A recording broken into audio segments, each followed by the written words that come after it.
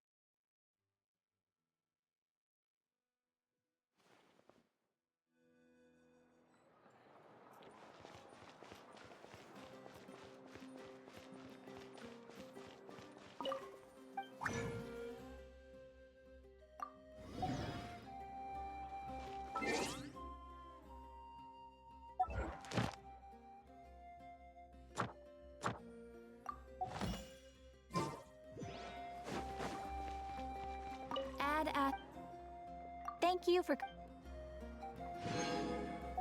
Add as...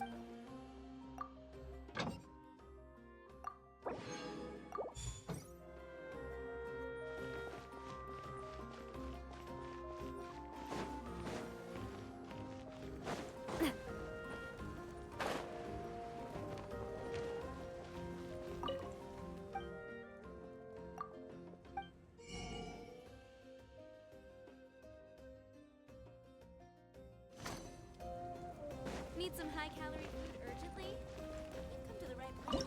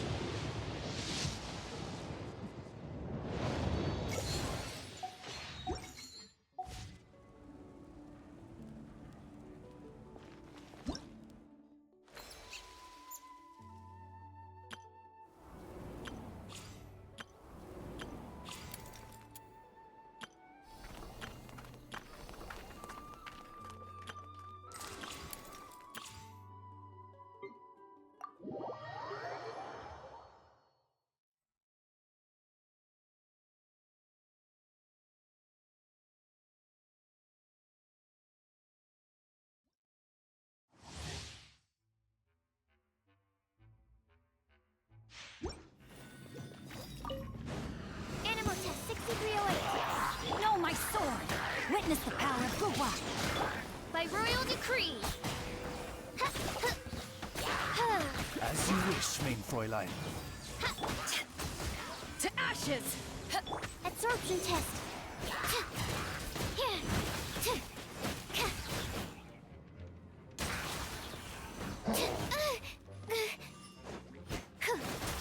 Enhanced animal module 75. Rain outlines your fate. Let me Midnight Phantasmagoria. power that ended Haishan! Animal test 6308.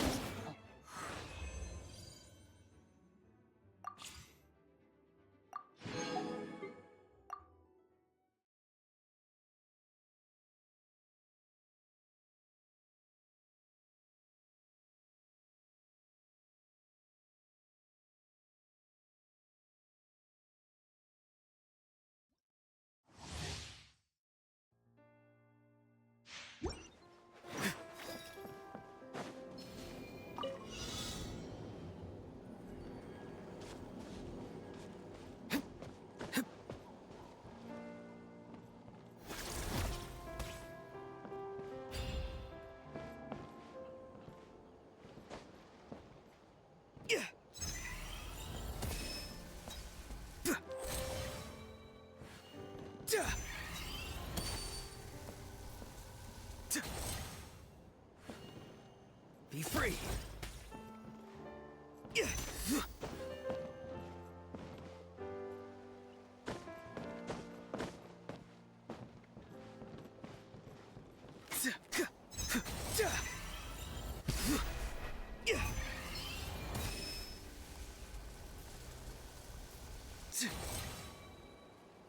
Farewell.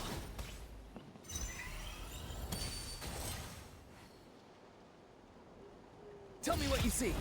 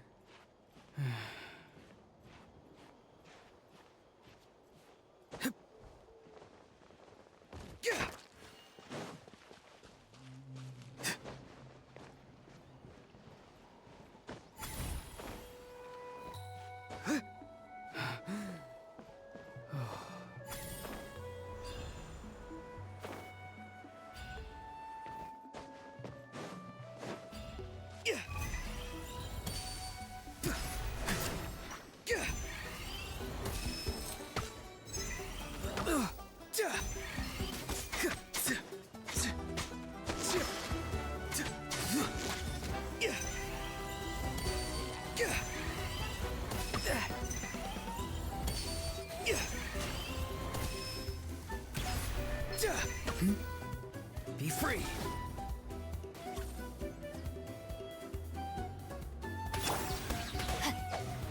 No, my sword! Rain cutter! Oz, reveal thyself. Shadow Raven, let night fall. Absorption test.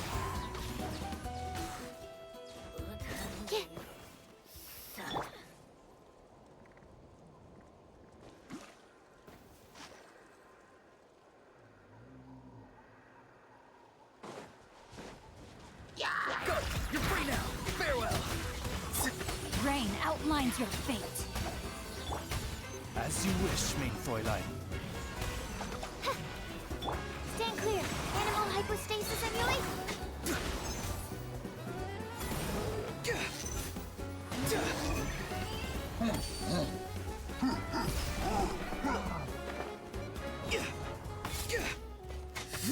Time to say hello.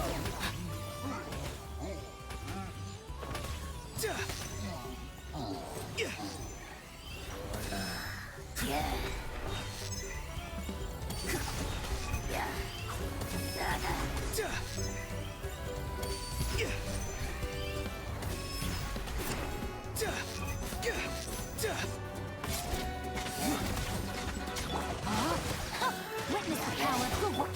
By royal decree. Go! You're free now!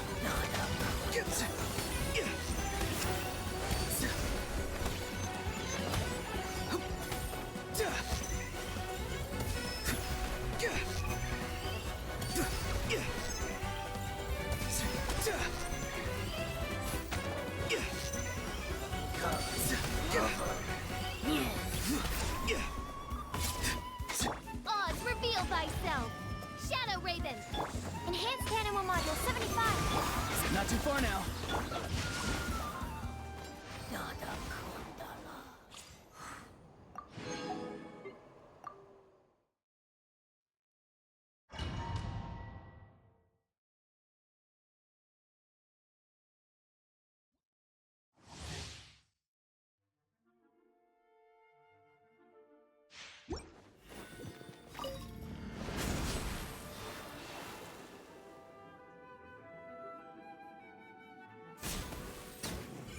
Here comes the finale.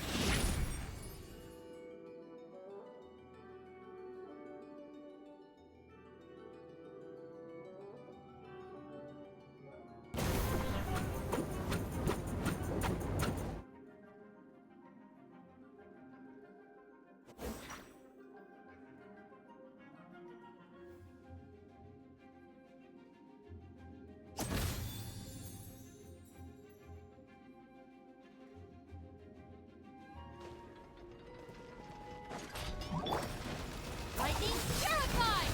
Our bond is strong. You're toast. Everybody stand back! And voila.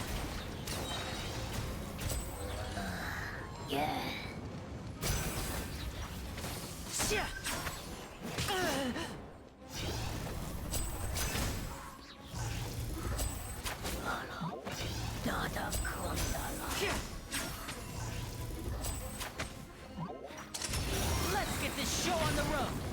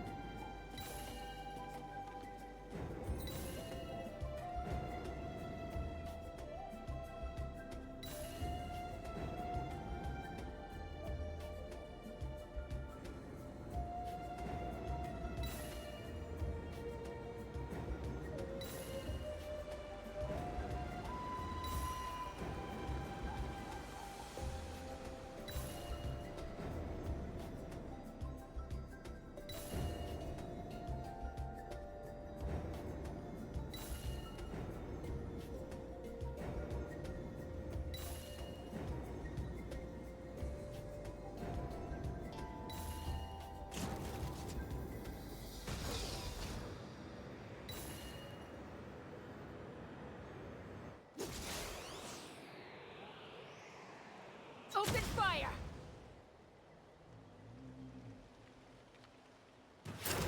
Watch out, or you'll get singed.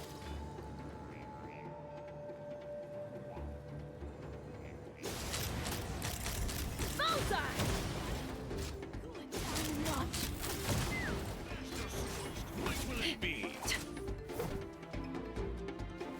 Hold on to your hats. Aha!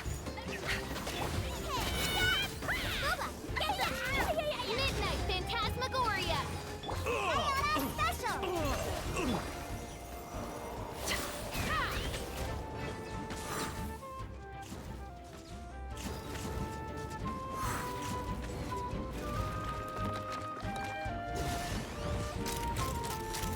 Locked on!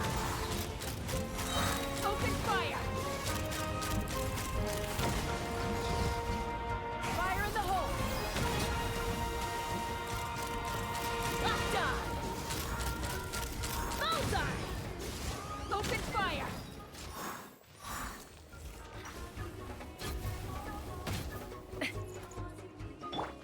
Eat this! I'm surprised him into the fire!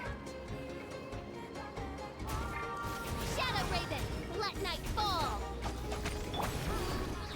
Look at you, Bluegill! Let's fly! Bullseye! Open fire!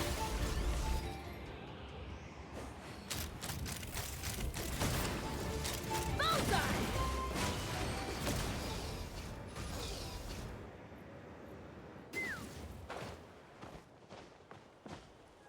Knock him down. Watch out, or you'll get singed. It's raining fire! Midnight Phantasmagoria. Run if you know what's good for you. Open fire!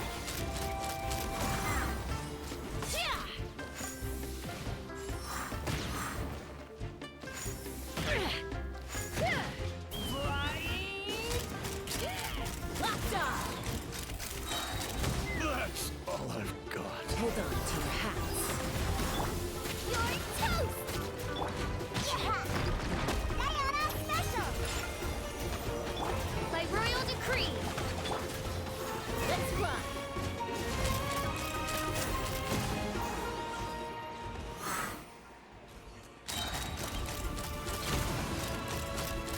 Bullseye! Open fire! Knock him down. Bullseye!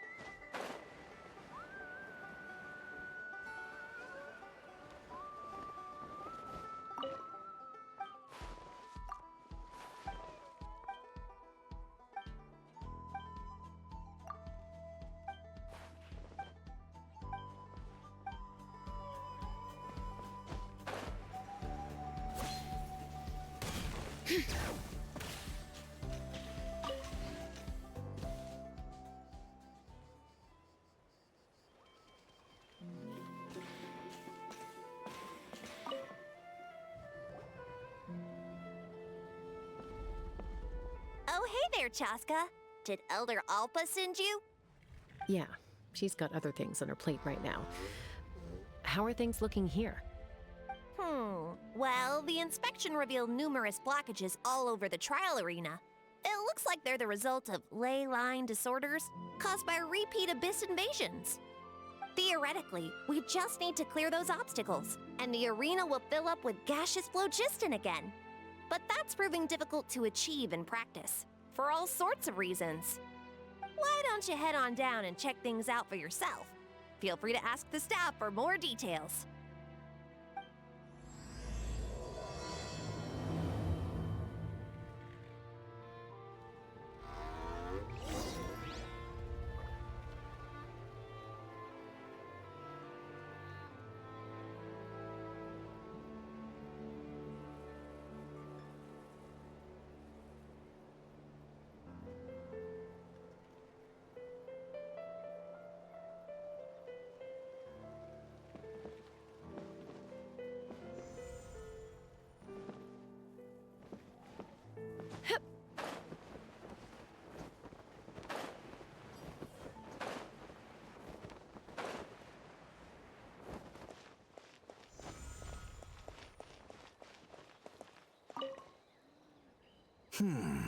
I think it should be possible to clear this spout with just a few hard hits. But there are signs of strange life in here. Meddling with it might be dangerous.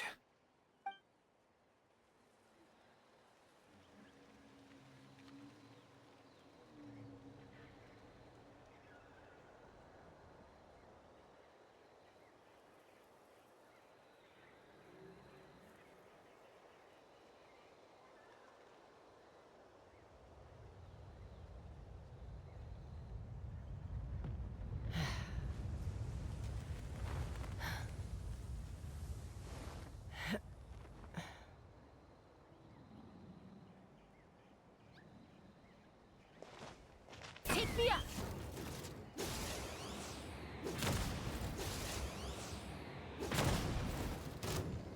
Hey! Monsters! Open fire!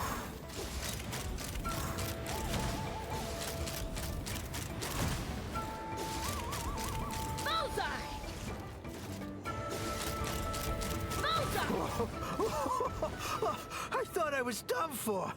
Oh, this spout should be good now. Thank you very much.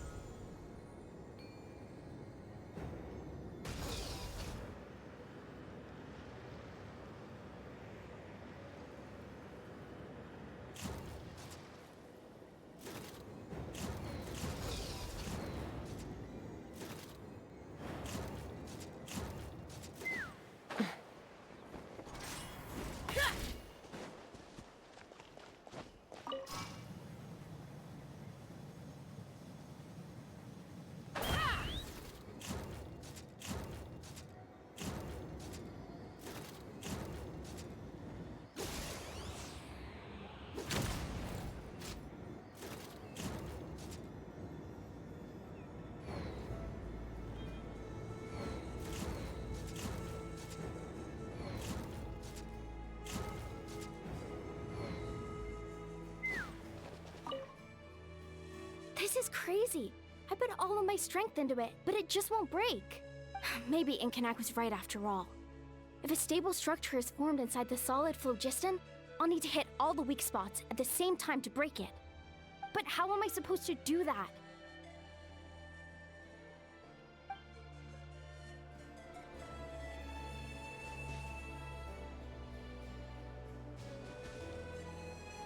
Let's fly!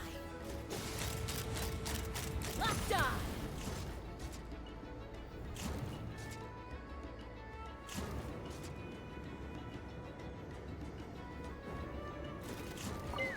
Ah, so that's how you do it. Amazing!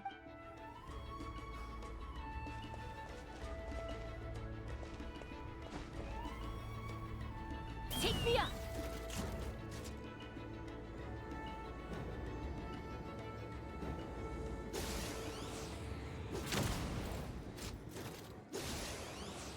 Open fire!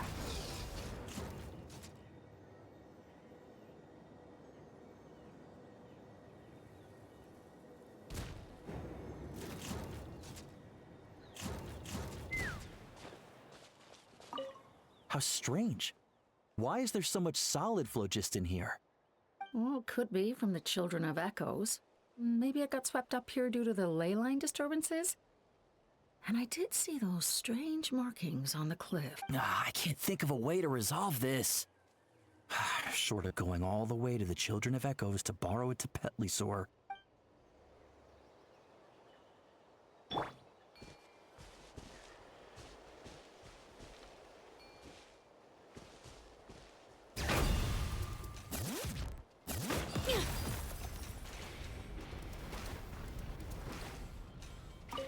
Whoa!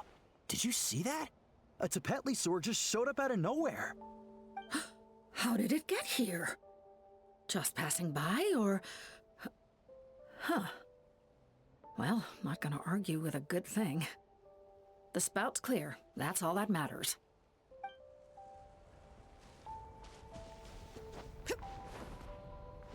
Let's burn this breeze.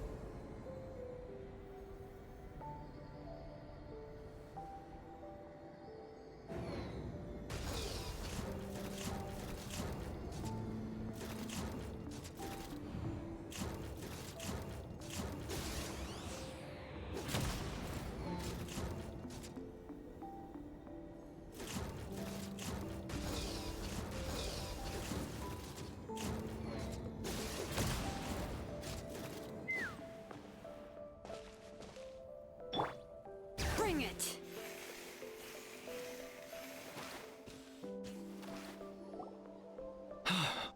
Oh, are you here to help? Thank goodness. There's no way I could do all this by myself. So the blockage here has to be cleared using a special bomb, but carrying explosives up that steep slope would be a recipe for disaster. If I dropped it or slipped and fell, I'd be blown to bits in an instant. So, my plan was to transport the bomb to the other side, then send it over in a hot air balloon. All I need now is for someone else to strike the balloon at the right moment, dropping the payload right on top of the spout, and problem solved. What do you think? Simple enough, right? Huh? Oh, that one. No, I've got no idea who that belongs to, or how they got it up so high. I just wish I could fly up there and check out what kind of tech they're using. Ah, well. Getting the trial arena back in order is more important. I'll head over and set up now. Let me know when you're ready.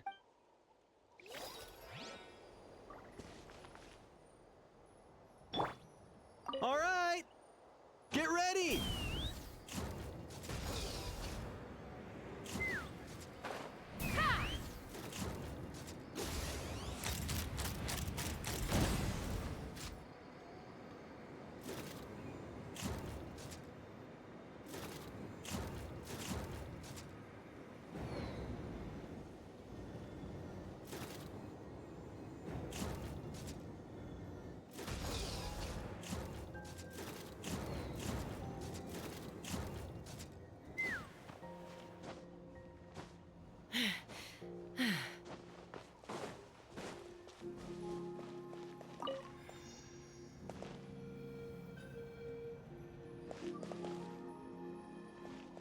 All right! Get ready! Let's fly!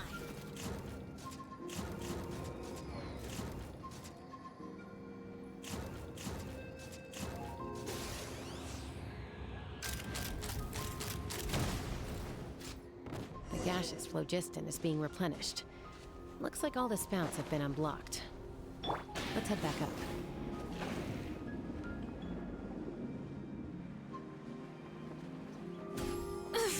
It's time to sleep.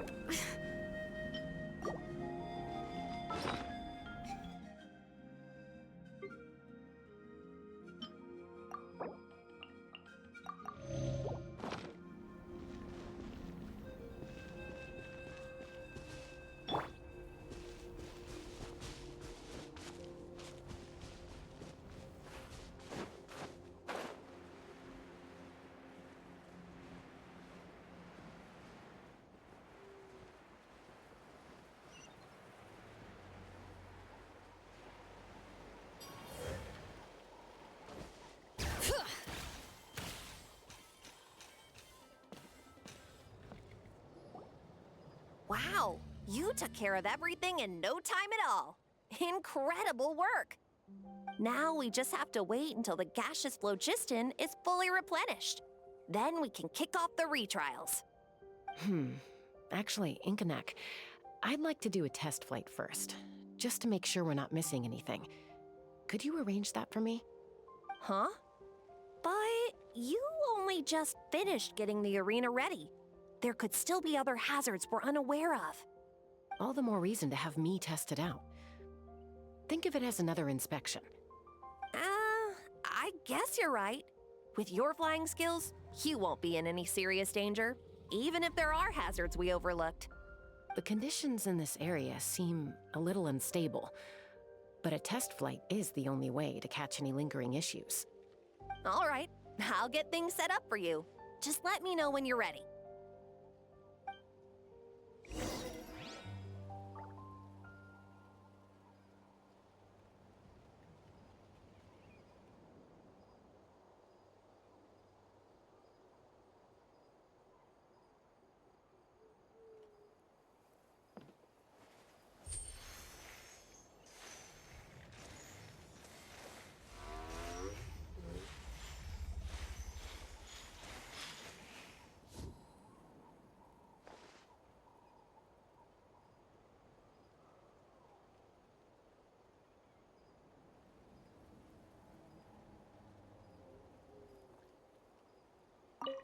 Are you ready?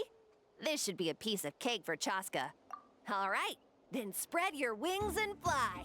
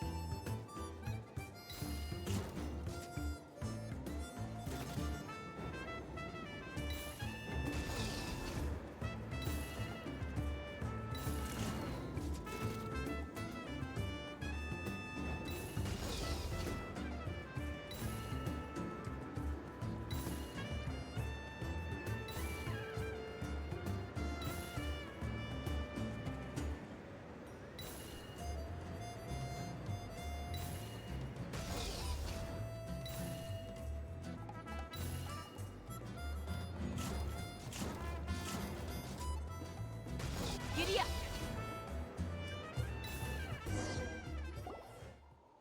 That was amazing. Paimon couldn't take her eyes off you. No, nothing major. Give it a few days, and we should be able to conduct the trials. Help! Help me! You're from the Flower Feather clan, right? Please, come quick, you've got to help us! Catch your breath first. What's the situation? We got attacked by a Kukasaur.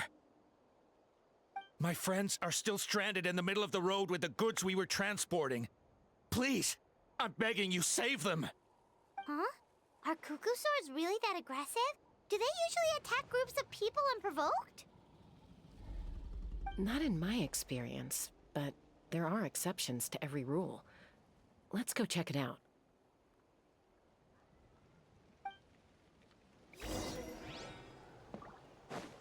All right. Ouch! I've never seen such an aggressive Kukusaur.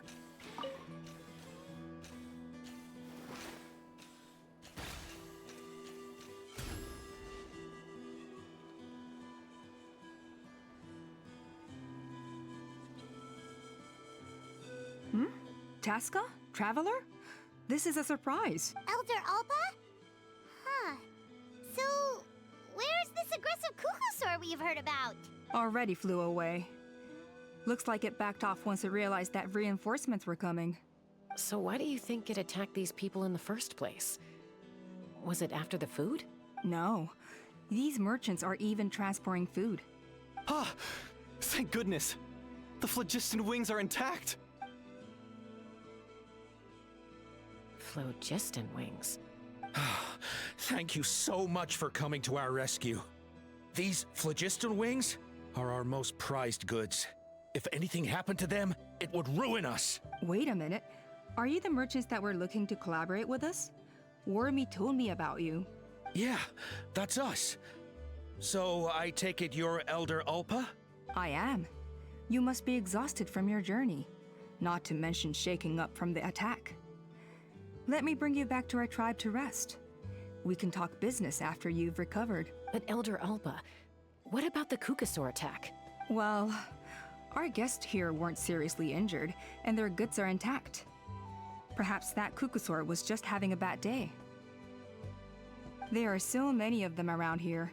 You'd expect something like this every once in a while. I don't think we need to pursue it any further. More importantly, how are the preparations for the flying trials going? Is everything in order over at the arena?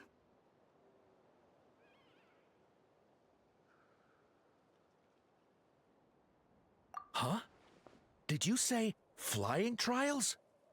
What a coincidence! Sounds like a perfect use case for our phlogiston wings.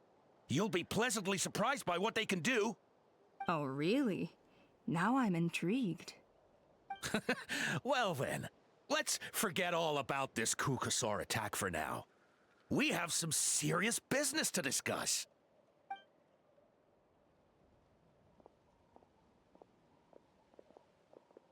Huh?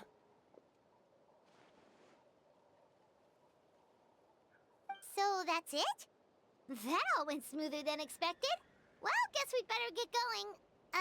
Huh? Chasca?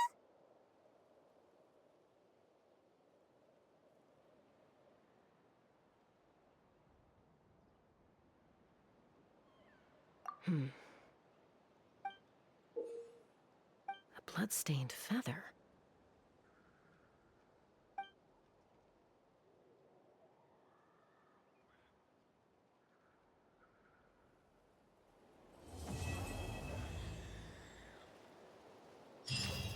The Flower Feather Clan should be about ready to hold the new flying trials by now. Let's go check it out.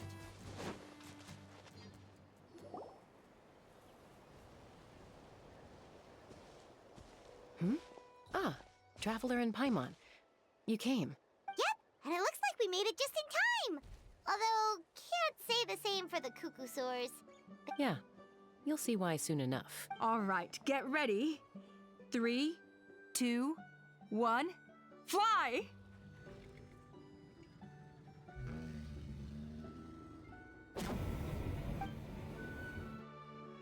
Whoa! We're really flying! I feel light as a feather. I'm flying without a Kukasaur. These phlogiston wings are awesome. What's going on? Paimon can barely believe her eyes. How did they fly all on their own? The merchants we ran into that day were selling a product called phlogiston wings. It's a flying machine worn on the back. To operate it, you just use a handheld trackball that controls the flow of gaseous phlogiston. That's incredible. Yeah. If our tribe, well, if Natlan mass adopted this technology, it would revolutionize our mobility and responsiveness in times of crisis. Just think of the countless tragedies that could be averted. I feel like I'm dreaming. Did I really just fly on my own without the help of a Kukasaur? You'd better believe it. Plus, you just passed a flying trial.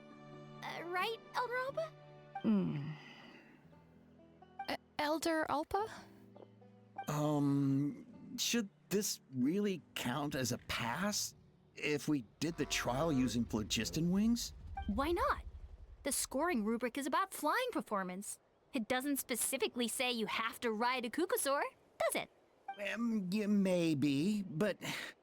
I mean, even Chasca had to ride a Kukasaur in a trial, right?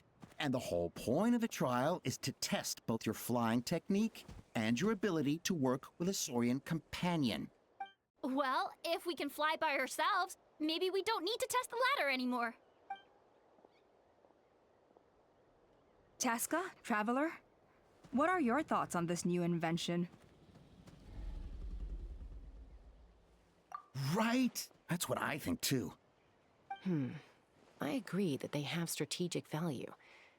But I don't think it makes any sense to evaluate candidates by the current testing standards if they're using phlogiston wings. Why? Shunan finally mustered the courage to go through with this. And now you're saying it doesn't count? We don't have any experience using these wings in battle, nor is it immediately obvious how to incorporate them into the existing systems in our tribe. Taking a longer-term perspective, I think we need to start by getting thoroughly acquainted with how these things work.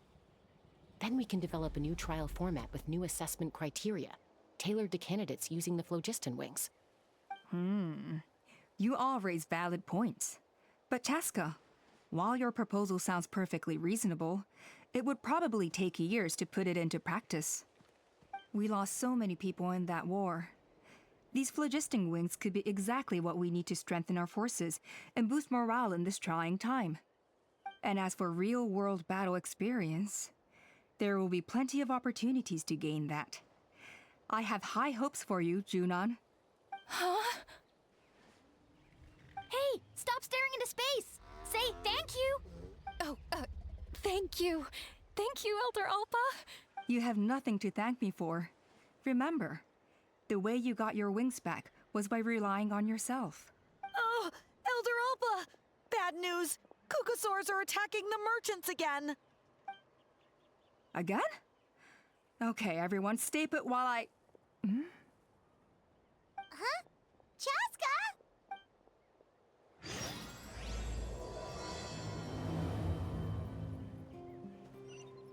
Why did Chasca rush off like that? And then Elder Alpa and the others too?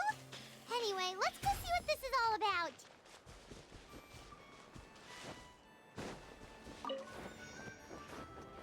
Bring it!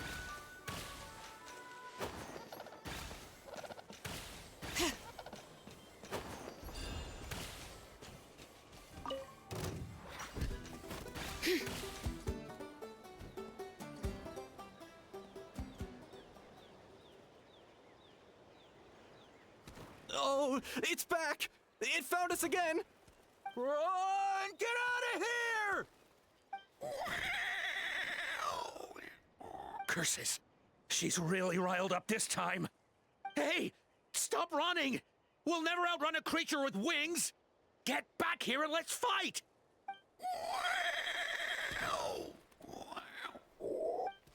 Stop! All of you! Chasca! Oh, wonderful! Quick, get rid of that thing!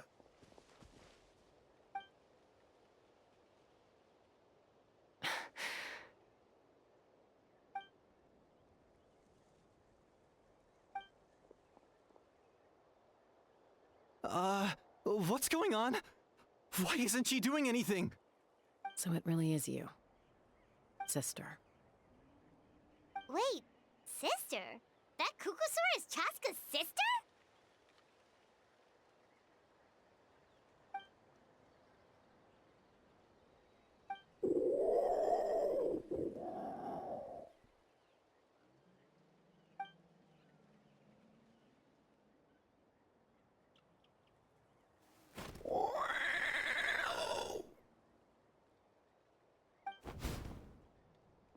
Koya, wait! Is Chasca gonna be okay? Should we go check on her? Is everyone all right? We're okay. No serious injuries. Thank goodness you all got here just in time.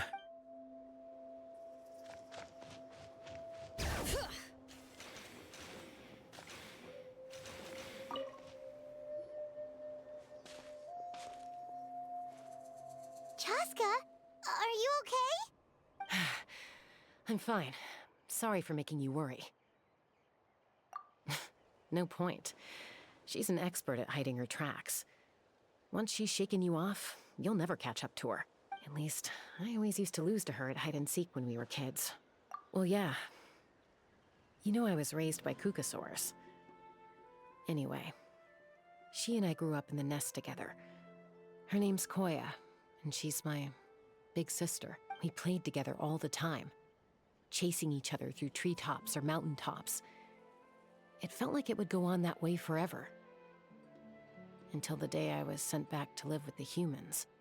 Not all Kukasaurs are friendly towards people. Koya, for instance, she's fine with me because we grew up around each other, but she's not fond of other humans. When Mom decided to send me away, Koya strongly protested, and after I left, she became more and more reluctant to interact with humans. Maybe she thinks that humans stole you away from her. It's a possibility, but in any case, we still stayed best friends at first. I had a hard time adjusting to life in the tribe, so whenever something went wrong, I'd run off into the wild and vent to Koya. Ah, so that's what Uncle Cusco was talking about. He said you seemed to prefer hanging out with Saurians to your own kind back then. Yeah, I did. But then, gradually, everything changed. With a new mom and dad, a new tribe, and Koichi, I started getting curious about these humans. I made an effort to understand their behavior. The more time I spent with them, the less I spent with Koya. And then, one day, it was Koya's turn to leave the nest. She sought me out and asked if I was willing to leave the tribe and go live in the wilderness with her. As far as I can remember, that was the first time she ever approached a human settlement on purpose. So, how did you answer her? Well, I wouldn't be standing here talking to you if I'd said yes. No, I was torn. On the one hand, I'd already made up my mind to embrace my new family and accept my human identity. But I also knew that Koya wasn't a fan of humans, and I didn't want to disappoint her. She took my hesitation as an answer. She saw it as a personal betrayal, threw a huge fit, and then flew off. We hadn't seen each other since, well, until today. Not for a lack of trying, though. I tried asking Mom where Koya's new nest was so I could talk things out with her. But Koya had already asked Mom not to tell me where she'd moved to. It must be hard for Mom, being stuck between her two daughters. So I didn't press the issue. And I didn't go looking for her. If things carry on like this, I need to make sure I find her before anyone else, even if she doesn't want to see me. For now, let's bring the wounded back to the tribe, and see what Mutota and Elder Alba have in mind.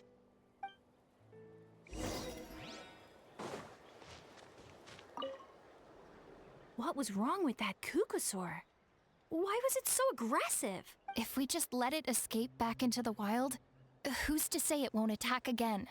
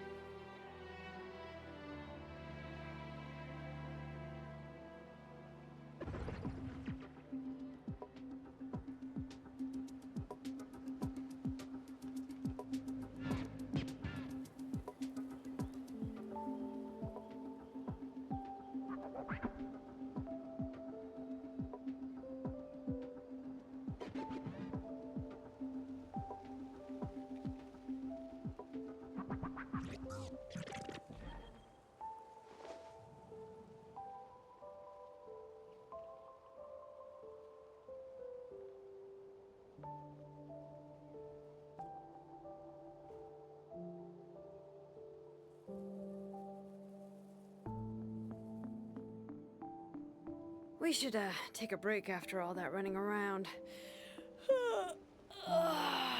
Yeah, let's rest here for a bit.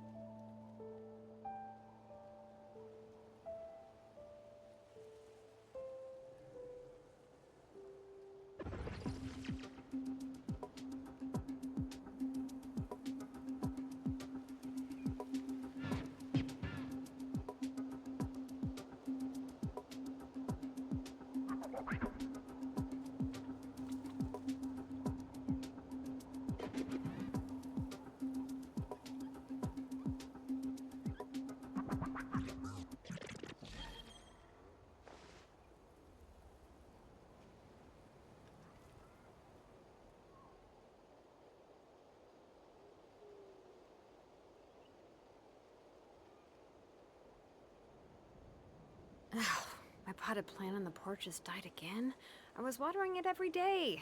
Ugh, don't tell me I overdid it this time.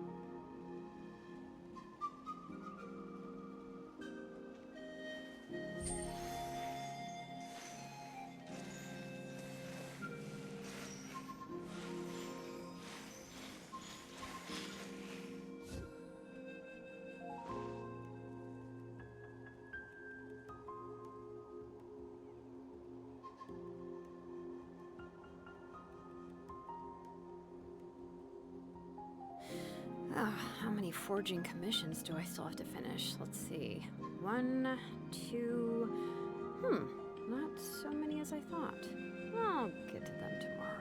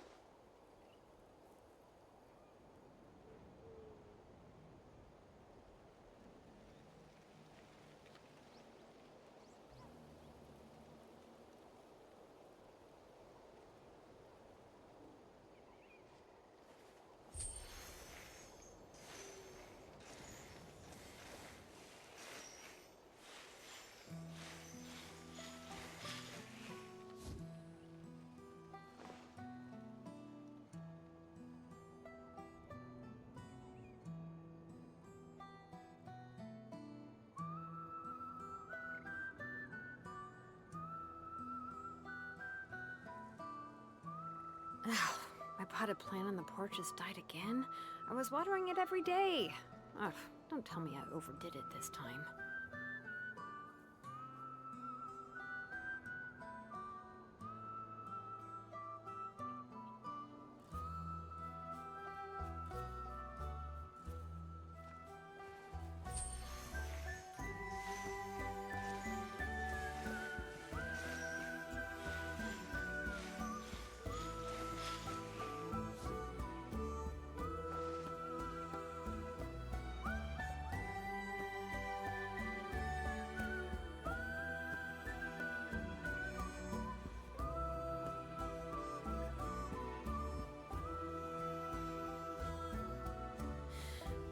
How many forging commissions do I still have to finish? Let's see. 1, 2... not so many as I thought. I'll get to them tomorrow.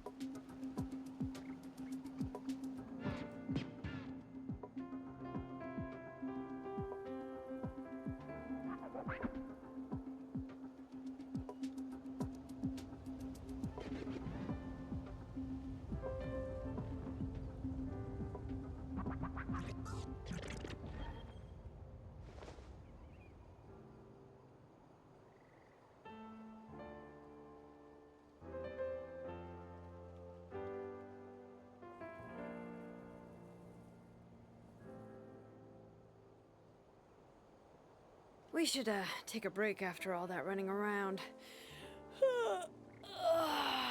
Yeah, let's rest here for a bit.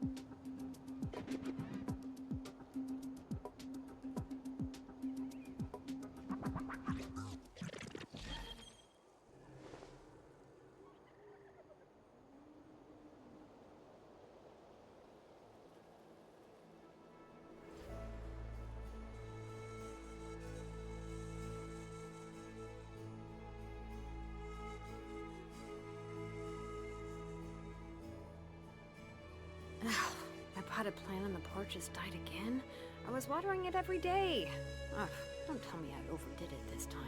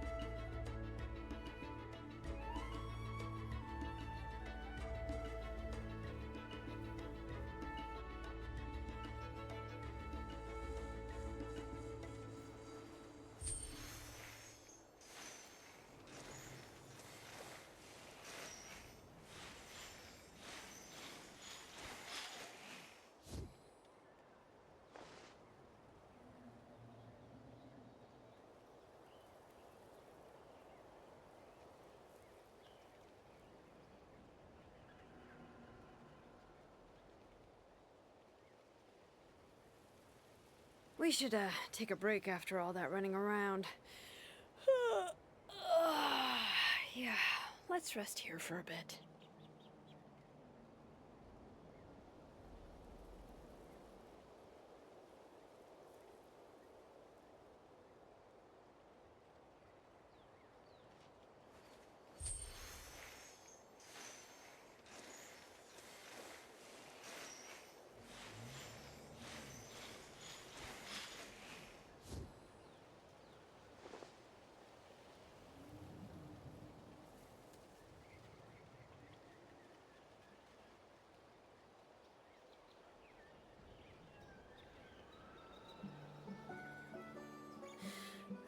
How many forging commissions do I still have to finish? Let's see.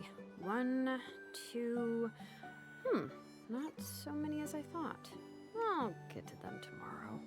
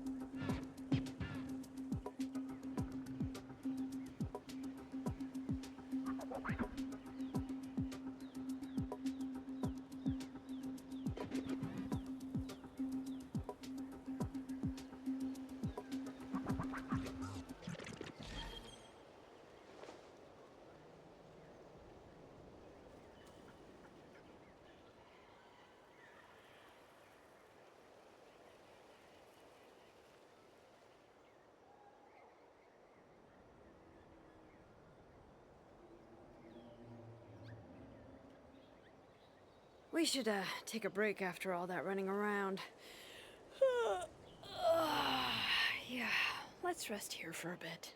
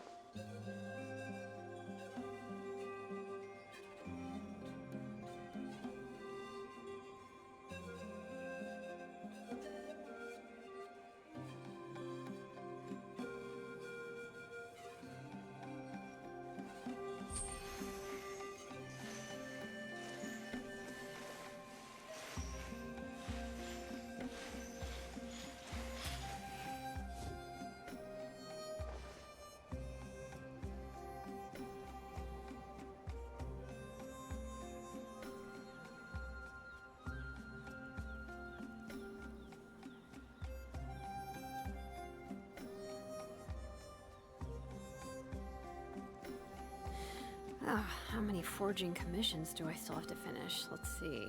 1, 2... not so many as I thought. I'll get to them tomorrow.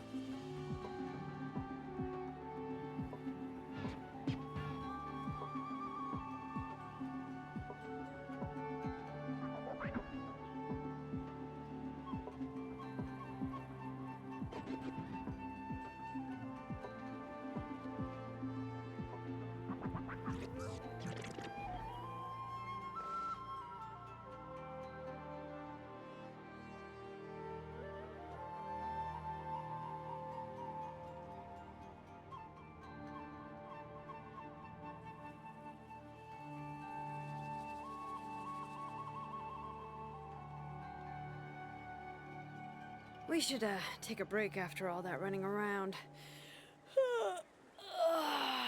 Yeah, let's rest here for a bit.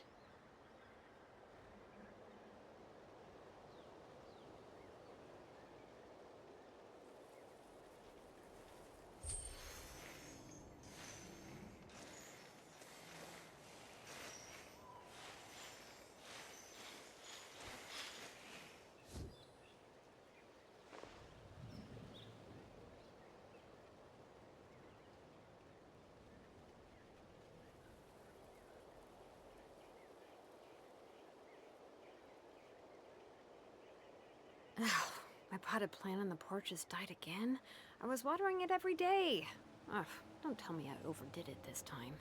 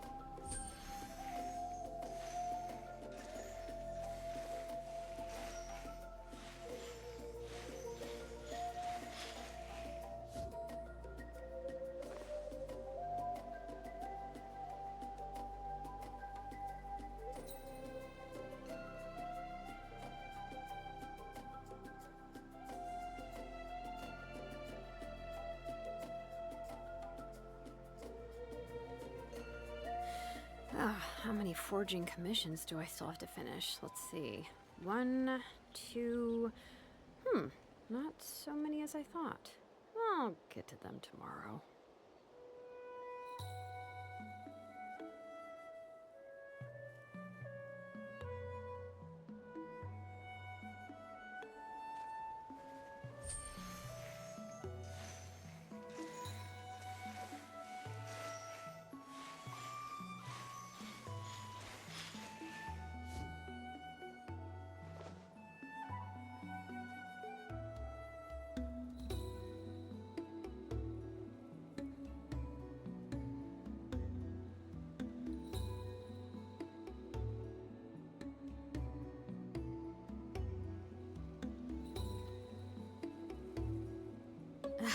My potted plant on the porch has died again. I was watering it every day. Ugh, don't tell me I overdid it this time.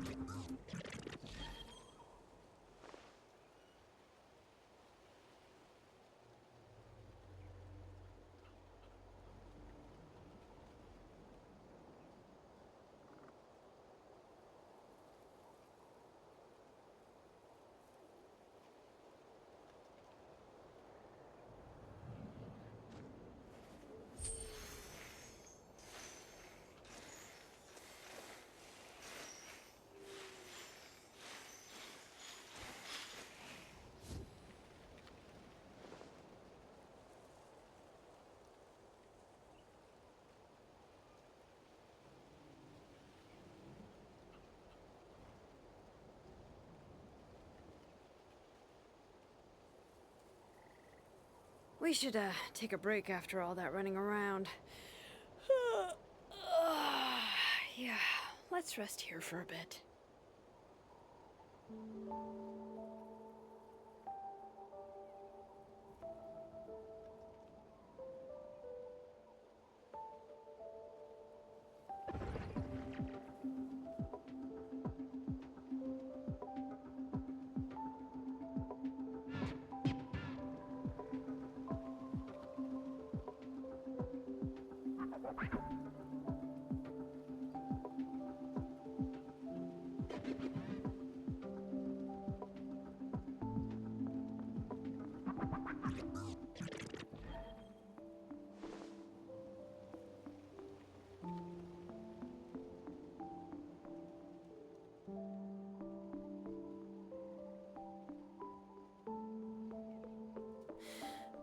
How many forging commissions do I still have to finish? Let's see. 1, 2... not so many as I thought. I'll get to them tomorrow.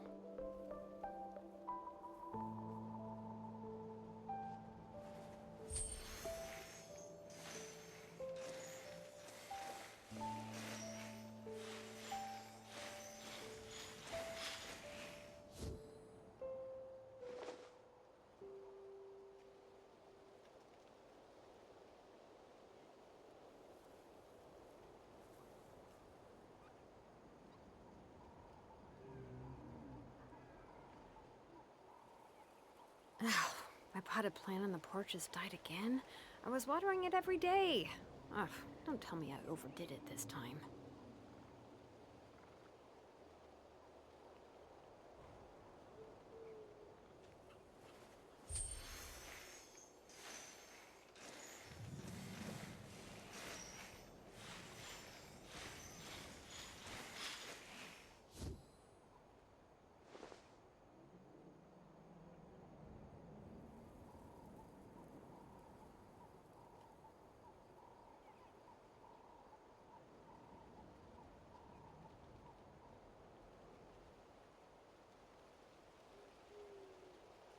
We should, take a break after all that running around.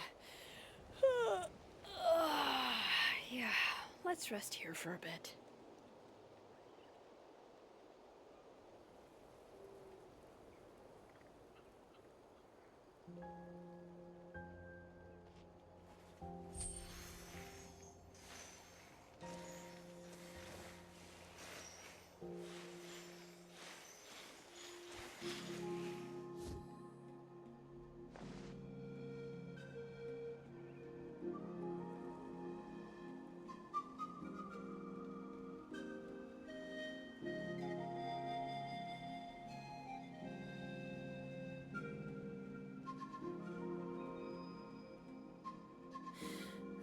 How many forging commissions do I still have to finish? Let's see. 1, 2... not so many as I thought. I'll get to them tomorrow.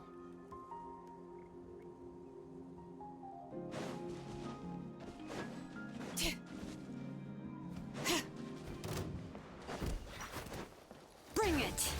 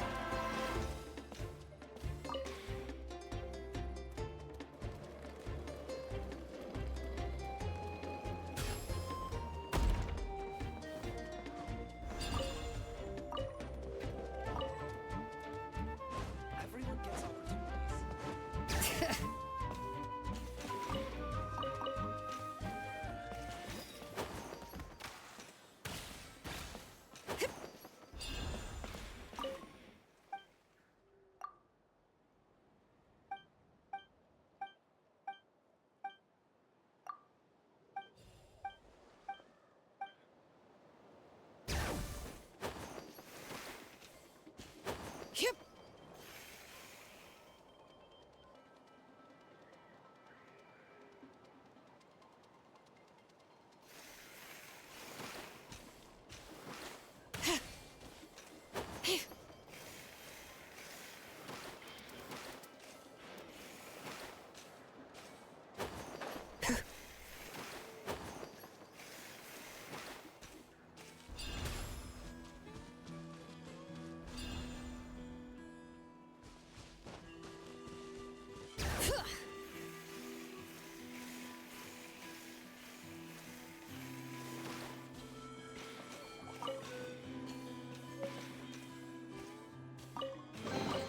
There's a lot of good stuff in here. Want to split it? Just kidding. You can take it.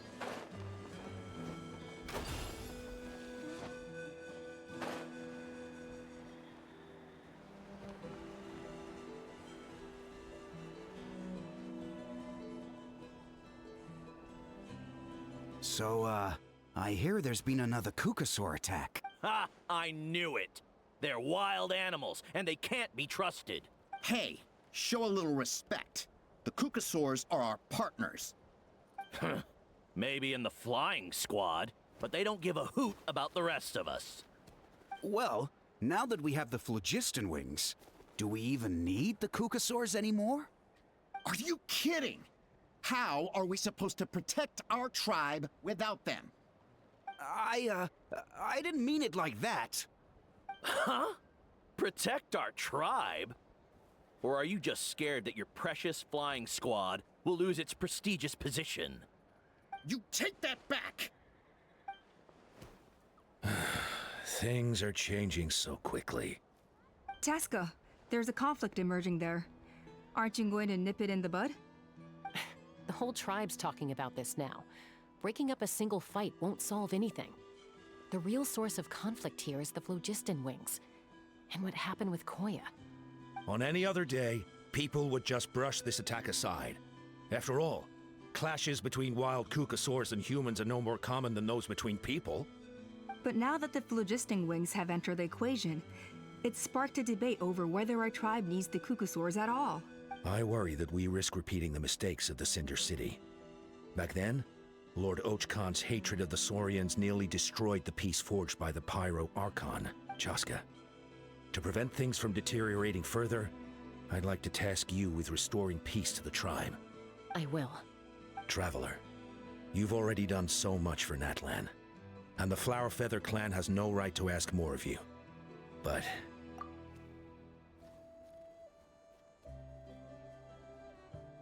Thank you. And don't forget about Paimon. Just leave this to us. This whole situation has unfolded so quickly that it's put us on a back foot. To tell the truth, it makes me a little suspicious. You think someone might have orchestrated all this? It's possible. Leave it with me. I'll look into it. Also, Chasca, could you try to keep a low profile while you're out there digging around? We don't want to give our hand away. I'll do my best. Okay, so where should we start? This all began with Koya's attacks. If we can find out what led her to do it, that should give us something to work with. Unlikely. Given how she reacted when I showed up, I don't think she's forgiven me. If you want to resolve a conflict through dialogue, sometimes you need a third-party facilitator. Let's go see my mom.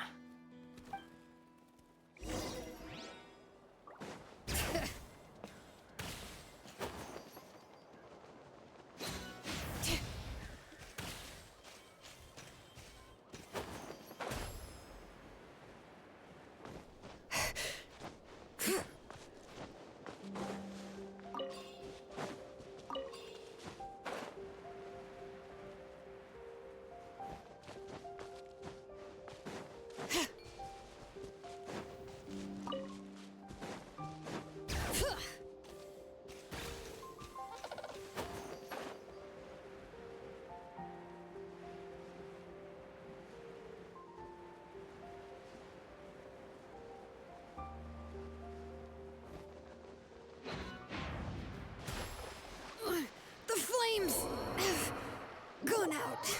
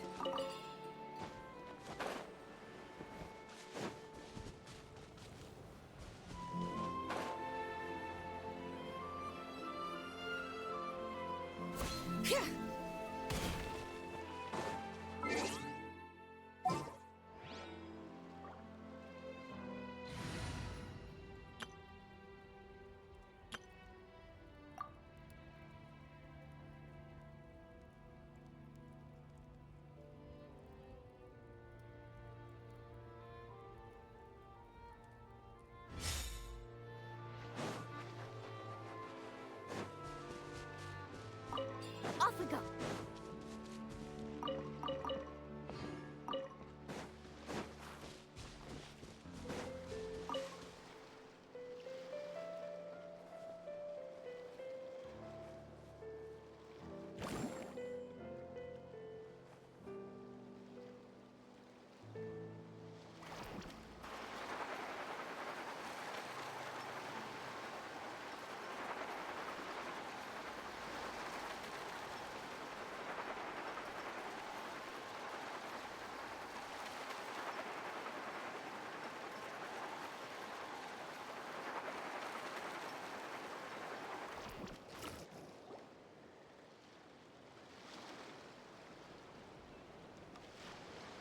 Wow, so this is where you used to live as a child? Mm-hmm.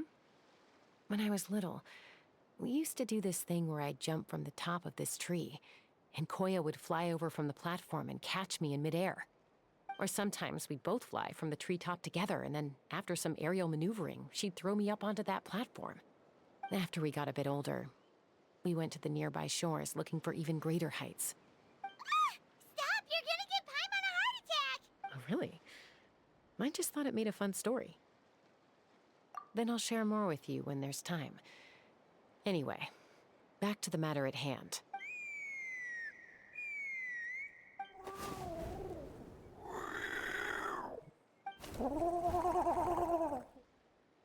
Hey, Mama Bird. I'm back. My last visit was only a week ago, wasn't it? See? I visit you more than I visit Papa Cusco. I brought a couple of friends with me. These are the Traveler and Paimon. Traveler, Paimon. This is my mom. Her name is Chimpu. In the human tongue, anyway. Hi! No, not really. I don't speak it as such, but I can sort of get the gist. Although only with Mom and Koya, since I spent my formative years with them. Even then, it's basically a best guess based on their sounds, body language, and expressions. Seems to work about 9 times out of 10, anyway. As for whether Mom understands me, I can't always tell. But somehow we still manage to communicate. Call it the family bond, I guess.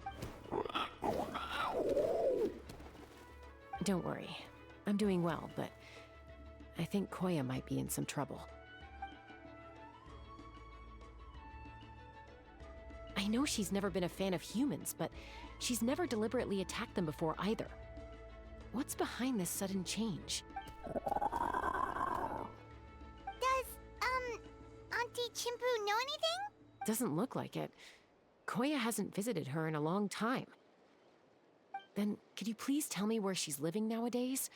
I really need to talk to her. If this animosity between her and the tribe continues, then the next time there's an incident, I don't know if I'll make it there in time.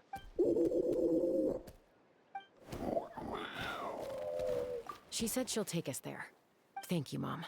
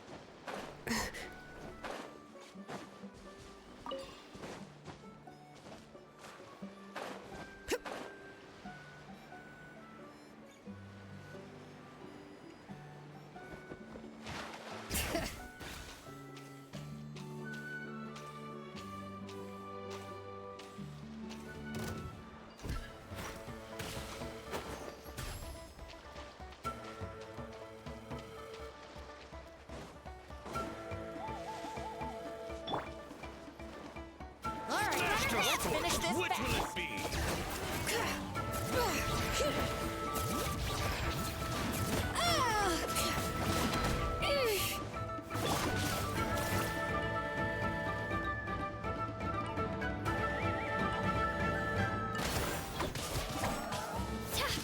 Bring it!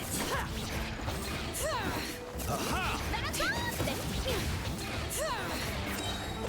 Hear the echoes of the valley! Damn!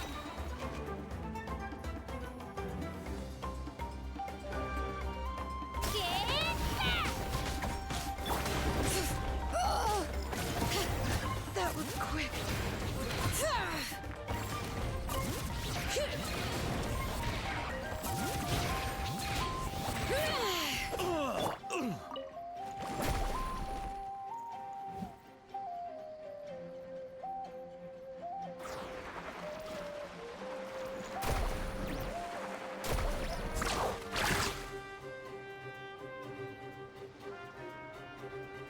That's all I've got.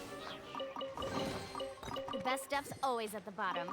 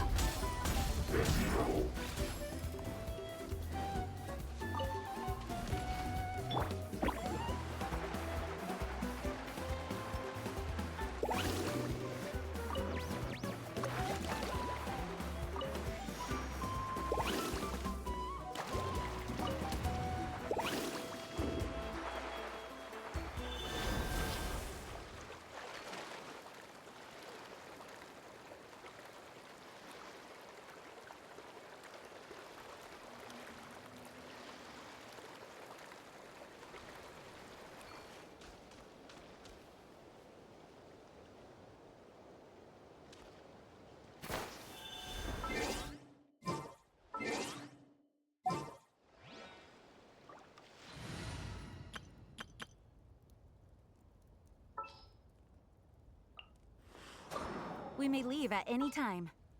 Woohoo!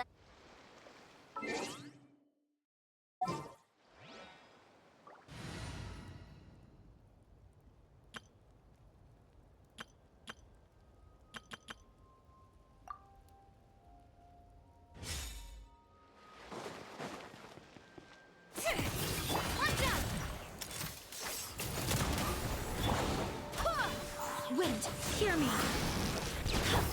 Let's shred, Darky! Oh, chill out! Let's ride! Woohoo! Amazing!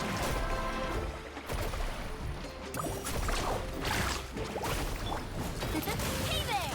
Coming at ya! Scatter! Attack! That's the way!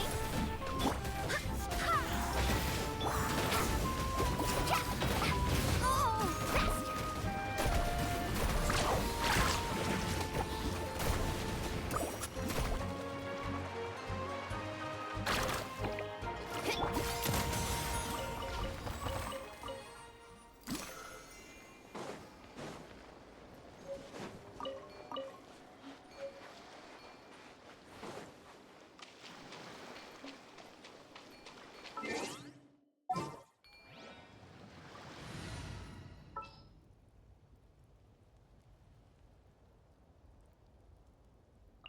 Is it time to go?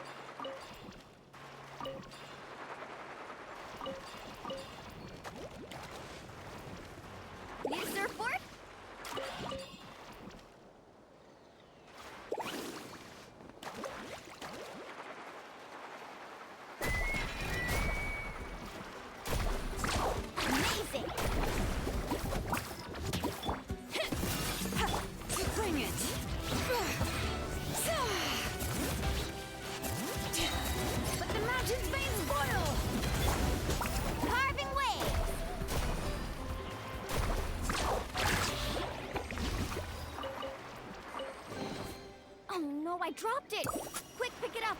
I hope I didn't just jinx us.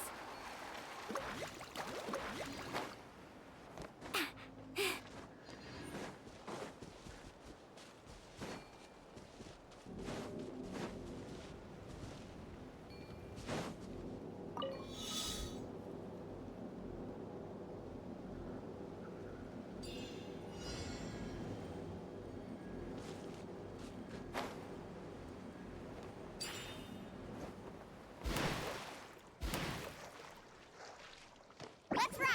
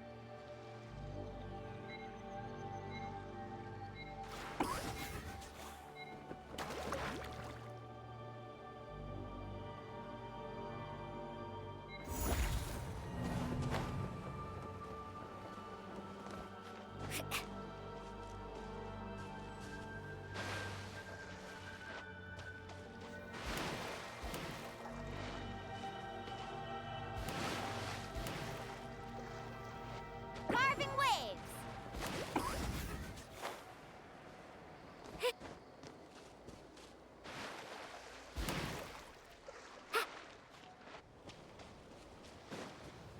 Let's ride!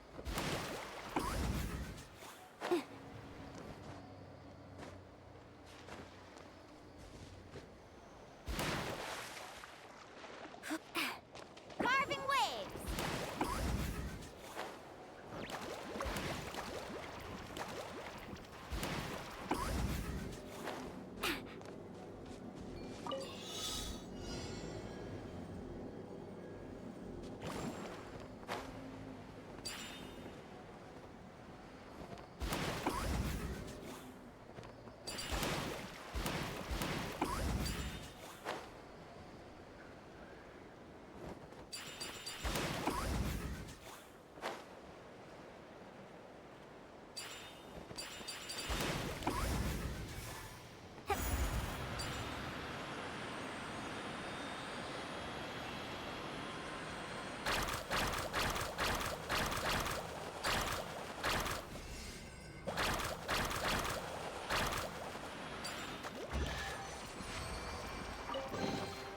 I told you today's our lucky day.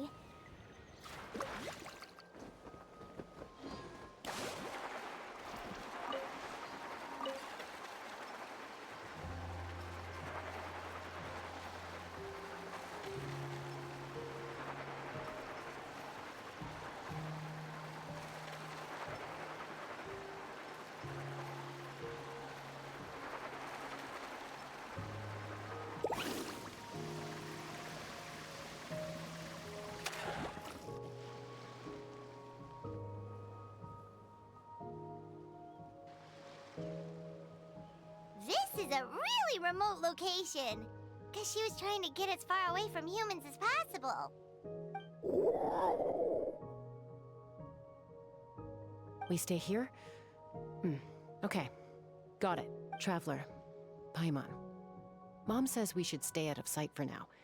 She'll talk to Koya first. Koya is very hostile toward humans right now. So if we show up unannounced, it might just make things worse.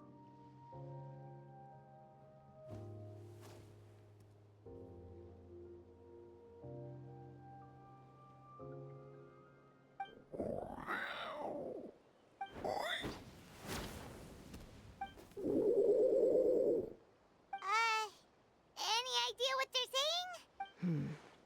Sounds like things are more complicated than I imagined. There's evidence in this area suggesting that Koya might have been the victim of a human attack.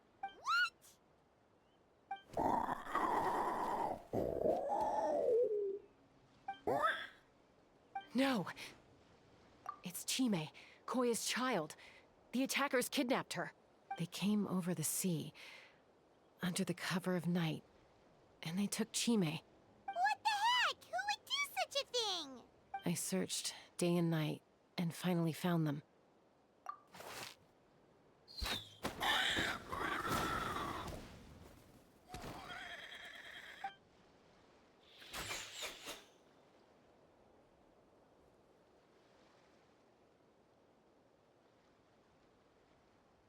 Oh, yeah! T'Pol's contraption is working like a charm. Got her in one!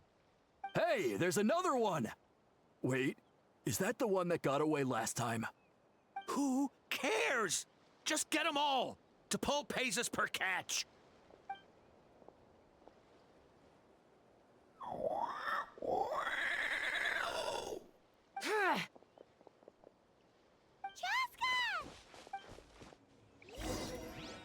Chasca? How do you get here? Quick, stop her! Don't you even think about running away!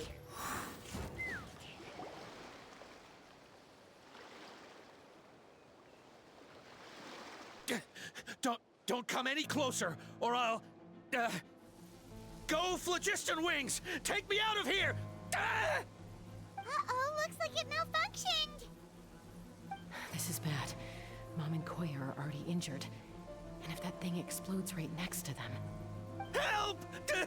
Elemental energy suppresses it! Please, someone! Get back!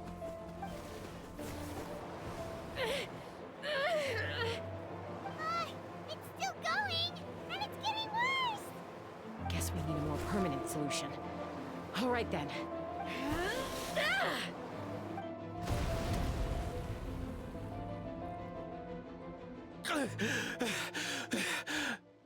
That was too close.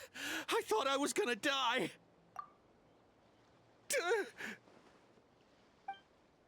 Answer us honestly. Were you the ones who attacked Koya before? I am... No, it was...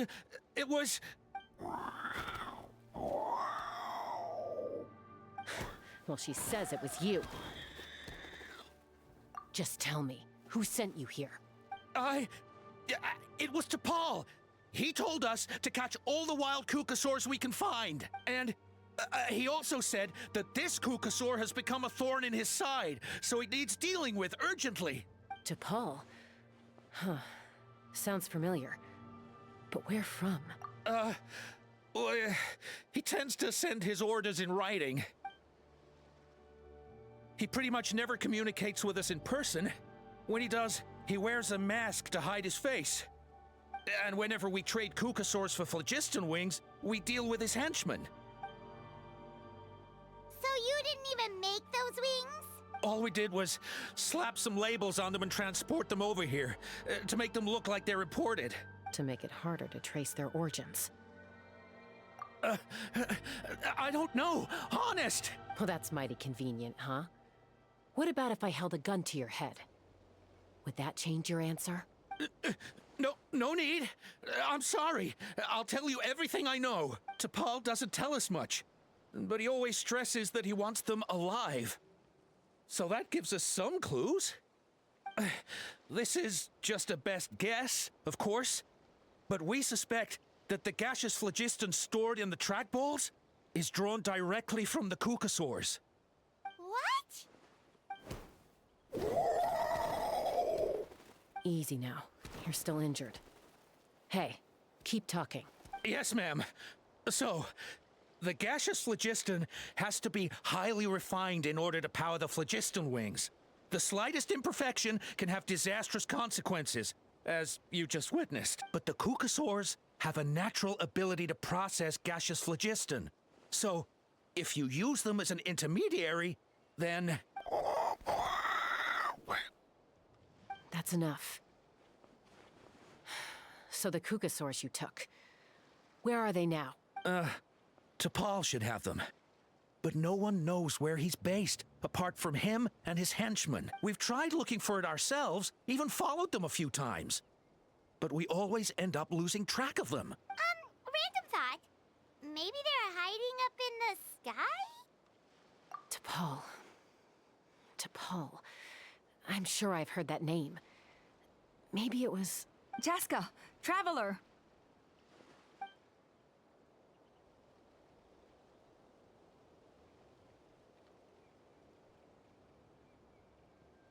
That voice!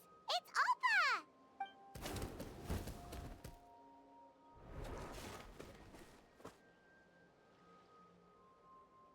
Elder Alba? What brings you all the way out here?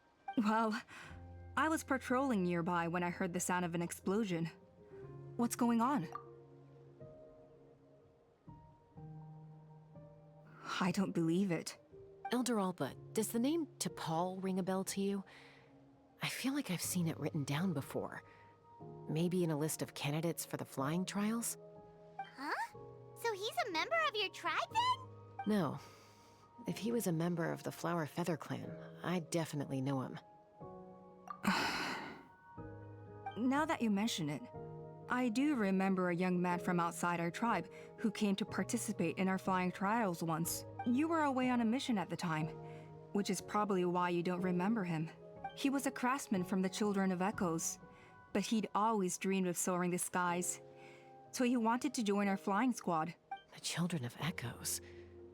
That's rare. But despite his best efforts, he unfortunately failed to pass the trial and gain the Kukusaur's approval. In the end, he went wingless and returned dejected to the Children of Echoes.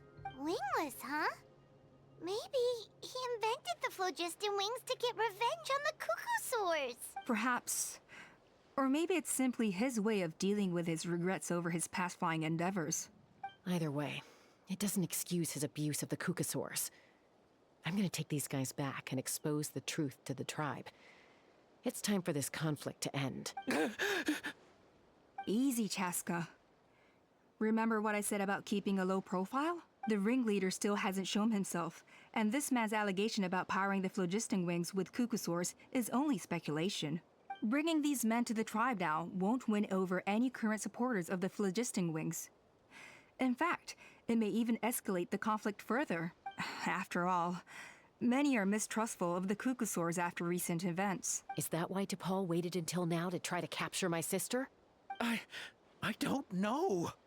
I mean, he did tell us to spread negative rumors about the Kukusaurs and slip some mora to anyone opposed to them, but... But Koya only attacked humans because they stole her child!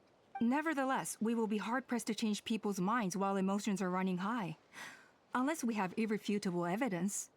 Bravo! My thoughts exactly. In the meantime, leave these men with me. I'll escort them back to the tribe. I'll take the other members of their crew into custody, too. They won't get another chance to stir up trouble. Fair enough. I guess finding T'Pol is gonna be the key to resolving this conflict. Let's hope the Children of Echoes have some info on him. Sorry, whatever it is, it'll have to wait till this is all blown over. I have to fix this situation before it spirals out of control. Mom, Sis, rest up and get well soon. I gotta fly.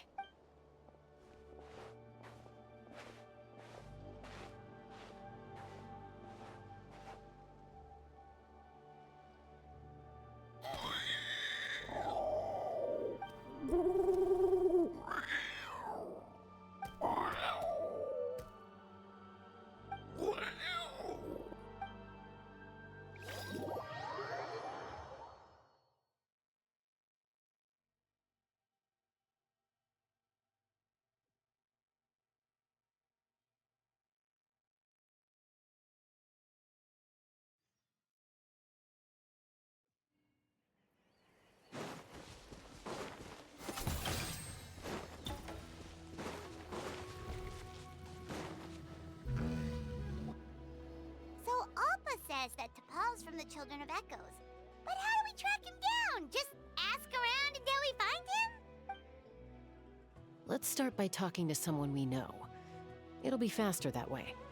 At this time and place, I'll bet the easiest person to find is... Wakey wakey, Shilonen!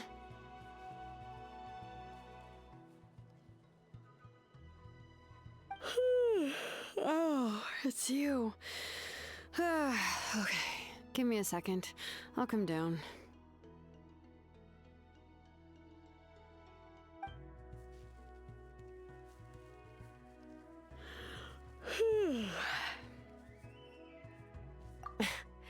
I climb trees to fly further and see farther. I don't usually stop for a nap. Well, we're not all like you. Always full of energy, even after flying around all day. Yeah. So, you've come all this way and interrupted my precious nap time. Might I inquire as to, why? I'm sorry, Shilonen, but it couldn't wait. Does the name T'Pol mean anything to you? He's a craftsman, apparently. Huh. T'Pol. Yeah, that rings a bell. I think that's Puma's child. Nope, I'm afraid you're a few years too late. Why are you looking for him?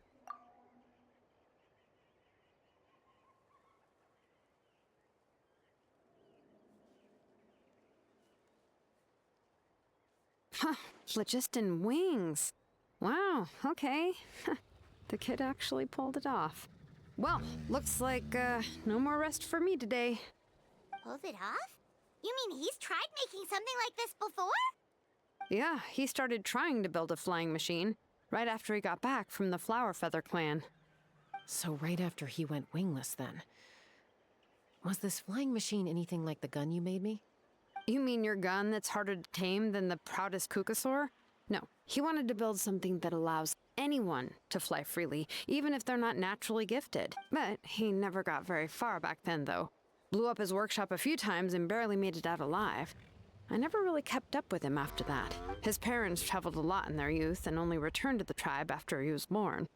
But they settled in a remote area and don't interact with other people much, which means most people in the tribe don't know them very well. Your best bet is to chat to his direct family. I'll go get Puma. Wait for me in front of the workshop. I won't be long.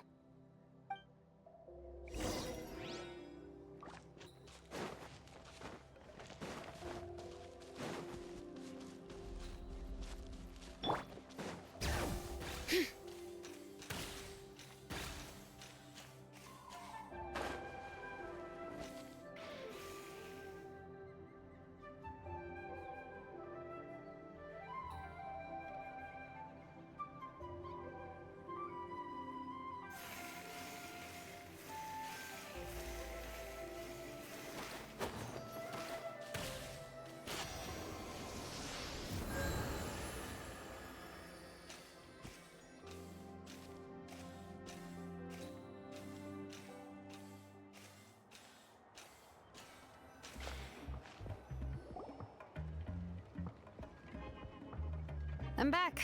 Allow me to introduce T'Pol's mother, Puma. Hello, we're... Oh, save the pleasantries. I don't want to spend any longer talking about that boy than I have to.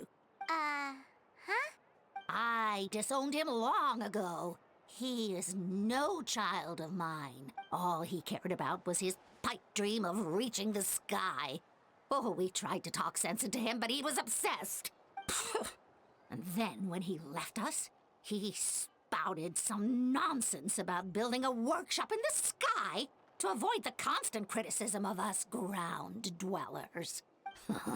He left his notebook behind. Whatever questions you have, you can look for them in there. I am done talking about him. He's no son of mine.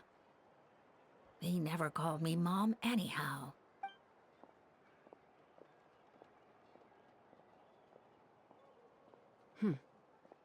Wow, they've really fallen out. Paimon sure wasn't expecting that. Her husband, T'Pol's father, he passed away recently, and T'Pol didn't even bother to show his face at the funeral. If you ask me, that was probably the final straw for Puma. I'll go keep her company. If there's anything else you need, just come and find me. Thank you. Okay, so this notebook is the only lead we've got now, right? What's in there?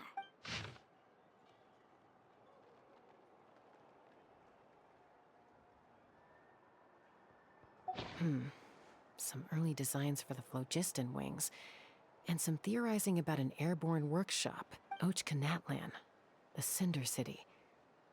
Looks like that's where he got his technological inspiration from. So, was he serious about the workshop in the sky? But that's such a big project for one person. Do we think he actually pulled it off? Oh, yes. The one from the trial arena that was super high up! That balloon has been there for a while, and everyone's been wondering how it got up there, but what if that's the wrong question? What if it started off even higher up, above the clouds and out of view, and it only descended to its current height due to some kind of malfunction? Part of T'Pol's workshop? Seems likely. If T'Pol's base had been hiding above the clouds this whole time, that would definitely explain why Isidore couldn't find it. I totally called it! But how do we get up there? Chasca, can you even fly that high? By myself? Possibly. But with a passenger, no chance. I doubt even phlogiston wings could take you up that high. At least, not without that relic T'Pol mentioned in his notebook. Yeah, and he's probably holding on to it. We'll have to find another way. Nope. That's way beyond Paimon's altitude. Also, would you really expect Paimon to go up there and take on T'Pol all by herself? Let's not worry. Just because we can't think of a solution doesn't mean no one else can. I'm not the only flying expert in my tribe, you know. Oh, good point. We should go ask Elder Alpa. And Mutoda. He was quite the flying ace back in the day, too. Let's head back and see what they suggest.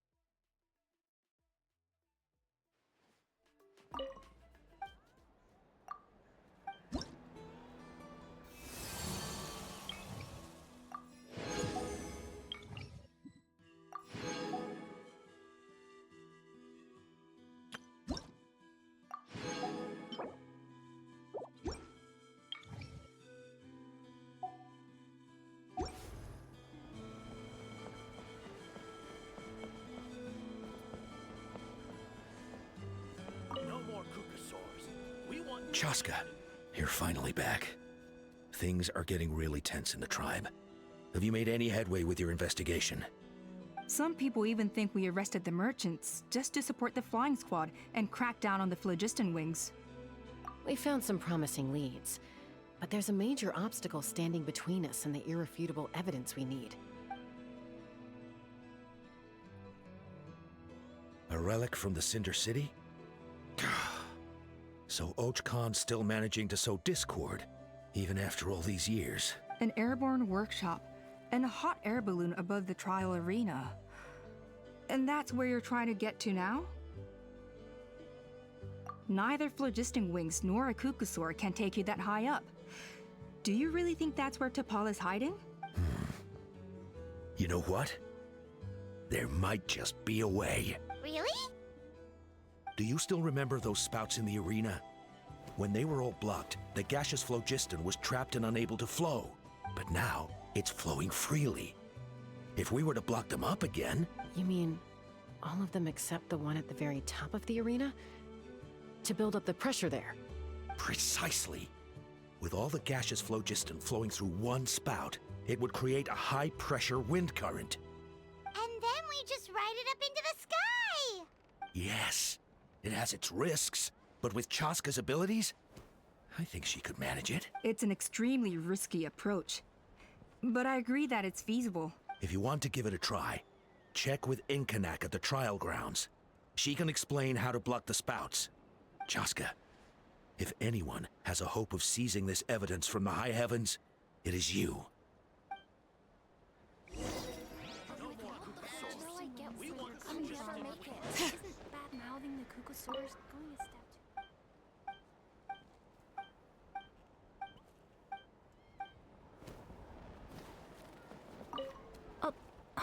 Although I get where they're coming from, isn't bad-mouthing the Cucosaurs going a step too far?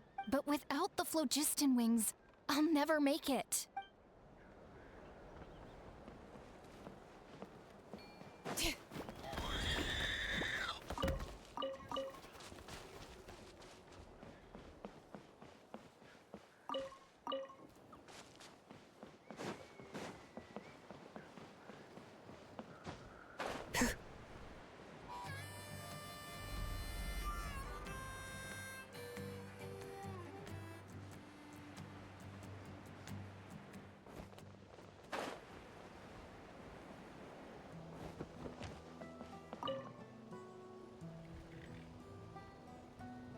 Goodness me, that is a very bold idea. Maybe so, but we have to act fast. What's the quickest way for us to block off the spouts? From a technical perspective, I'd have to advise taking some measurements and carefully planning this out first. But I'm guessing that's not what you want to hear. Then we'll have to take the rough and ready approach. See the solid phlogiston over there? Our prior inspections revealed that some kind of stable structure has formed inside, making it highly damage resistant. It's not without its weak points, but unless they're all struck at the same time, the structural integrity won't be threatened. So, what happens if we do strike them all at once? It'll collapse. Okay, I see where you're going with this. Yeah, you got it. As long as you hit all the weak spots at once from the right angle, the solid phlogiston will fall right on top of the spout and block it up. You're right about rough and ready. Sounds like my kind of plan.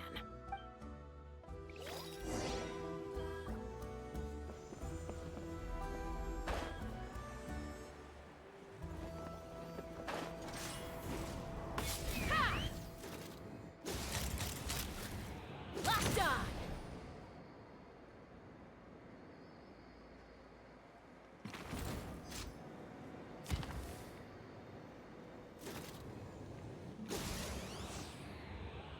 Look! There's a chunk of solid phlogiston right over that spout!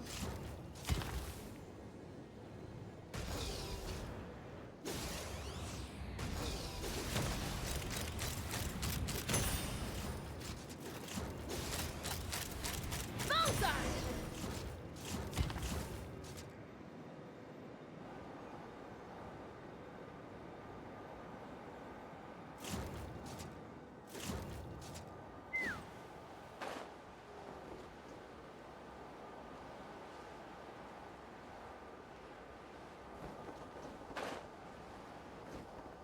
Take me up!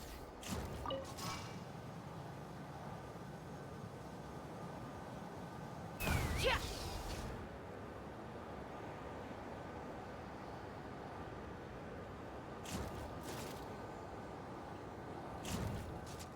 Couldn't transcend. It actually worked! But wait, how are Paimon and the Travelers supposed to get up there? Koya can give you a lift. She's actually been following us this whole time. Wow, Paimon didn't notice at all. Well, probably because she didn't want to get too close to humans. Or maybe just me. But right now, we need her power.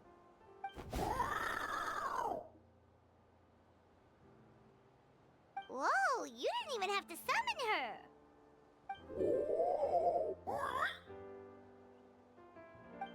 Yes, up there.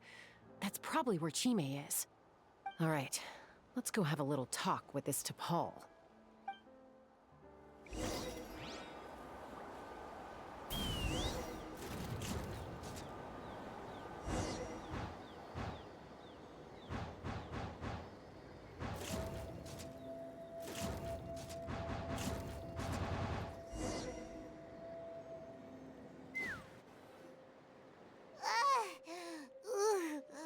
Paimon's never flown that fast before. She feels so ready to throw up. Aha. Just as I thought. It might look like a regular hot air balloon from the outside, but up close, it's clearly been heavily remodeled. And sure enough, it only descended below the cloud line because the custom-built machinery malfunctioned. I should be able to figure it out with T'Pol's notebook. Thankfully, I know a little DIY from fixing up my guns when they're having issues. That should just about do it. Now all it needs is a nice hard kick. Maybe that works on your guns, but... Huh? We're really moving!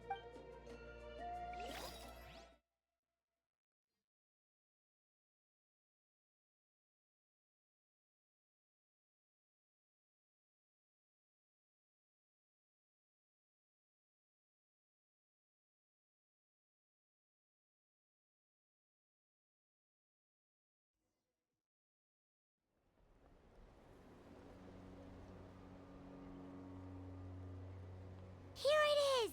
The workshop in the sky! Oh, you gotta see it to believe it.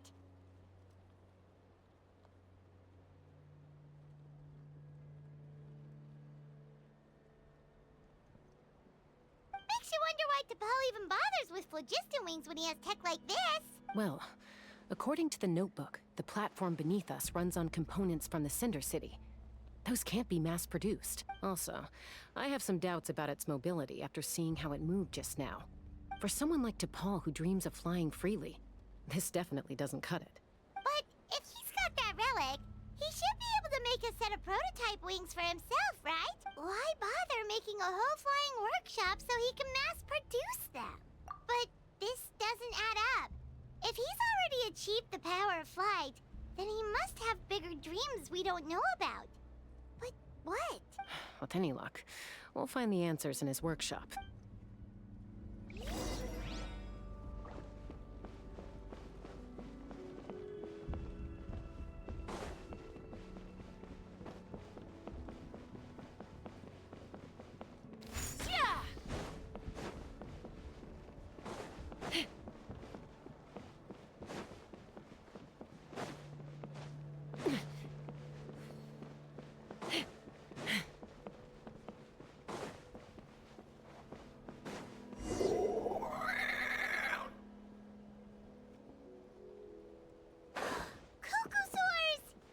Like the merchants were right. T'Pol's using them for his own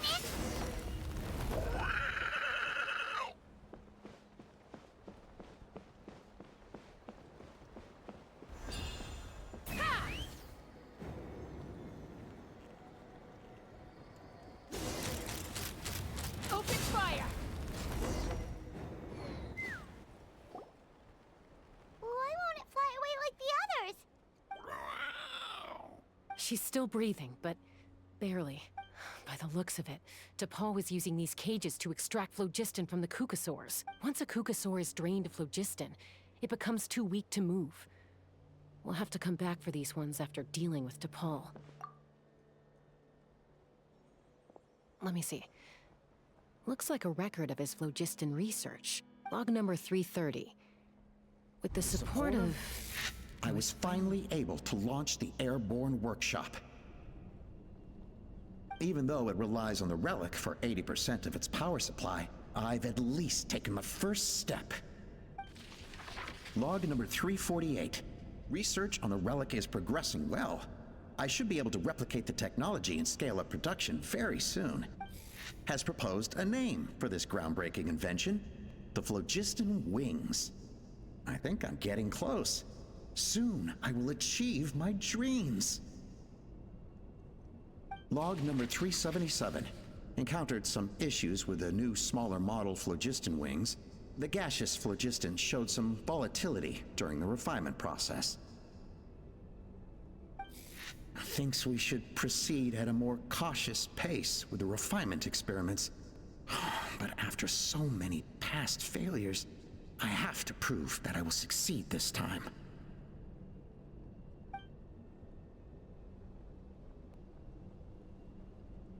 Log number 114. Ran an experiment using Kukasaurs to refine gaseous phlogiston. It was a success. Log number 117. I've started recruiting merchants and hunters to capture wild Kukasaurs. Log number 121. Major breakthrough in the efficiency of phlogiston yield. Huh? So many parts have been crossed out! Yeah, probably the contact he alluded to in his other notebook. Guess he has a benefactor. Did anyone else notice how the numbering system in this notebook suddenly changed halfway through? We haven't got time for textual analysis, I'm afraid. Grab the notebook and let's press on.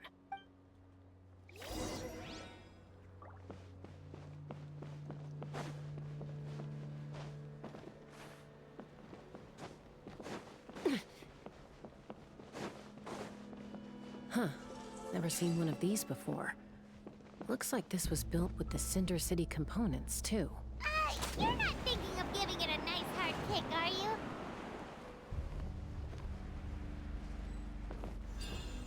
Take me up! Whoa! What's that mechanism doing? It's asking for a nice hard kick where it hurts. Aim for the weak spot.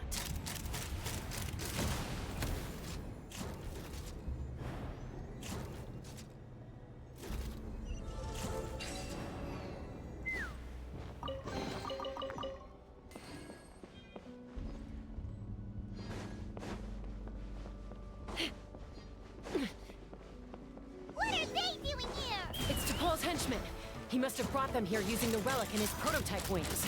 Watch out! Open fire!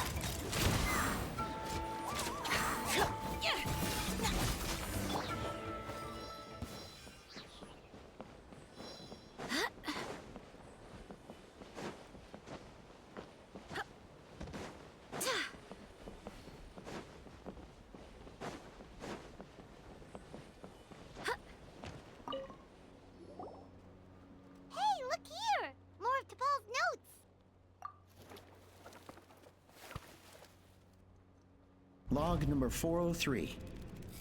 Introduced me to some new comrades who fully support my ideas. I told them that some Saurians are blessed with wings, and some people with natural gifts, while the less fortunate among us can only look on longingly as they seize the skies. But I also told them that progress can erase individual differences. Think of the tools humanity has made to fight back against wild beasts. The law we have put in place to even the playing field between the strong and the weak. I promised them that our research will be the new frontier of human progress. With our phlogiston wings, the power of flight will no longer be for a select few to enjoy. Imagine a world where the skies are for all to share. I only hope that when we finally achieve this goal, we'll be proud of me. Imagine a world where the skies are for all to share. Yes, what a wonderful world that would be. If only it were possible. We could respond faster. And so many tragedies could be prevented. But DePaul, what about the Saurians you're draining dry of phlogiston? You're not sharing the sky, you're stealing it! Bad move. I won't let you get away with it. I'm fine. Let's keep moving. I don't think we'll find anything else here.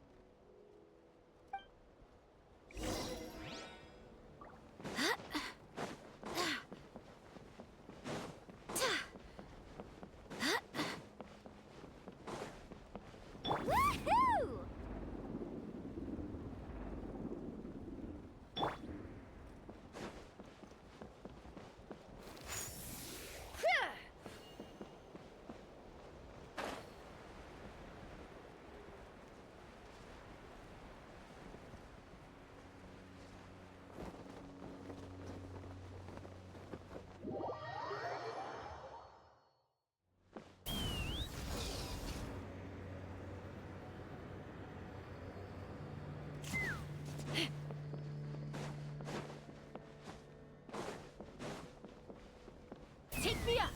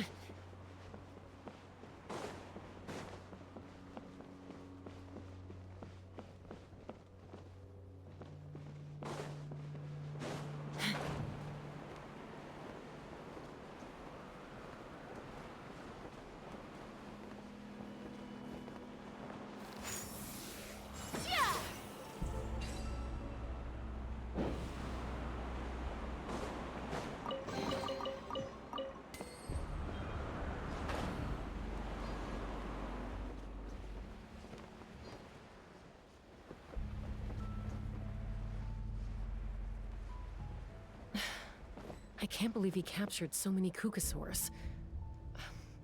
But right now, we have to focus on solving this problem at the source.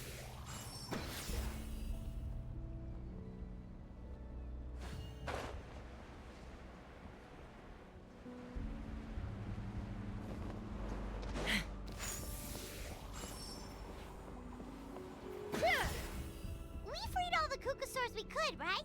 Oh, that's a huge win already! Go us!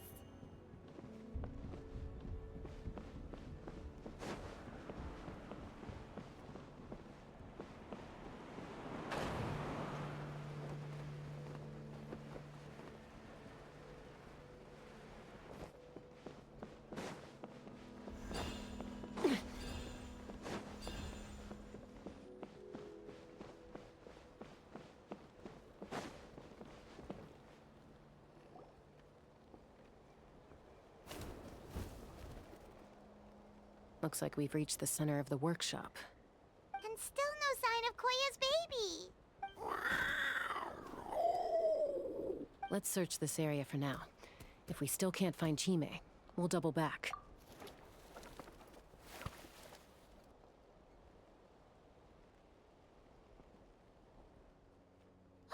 Chasca, Traveler, come quick! What is it? Did you find Chime? Not yet, but look! It's another one of T'Pol's notebooks! All right.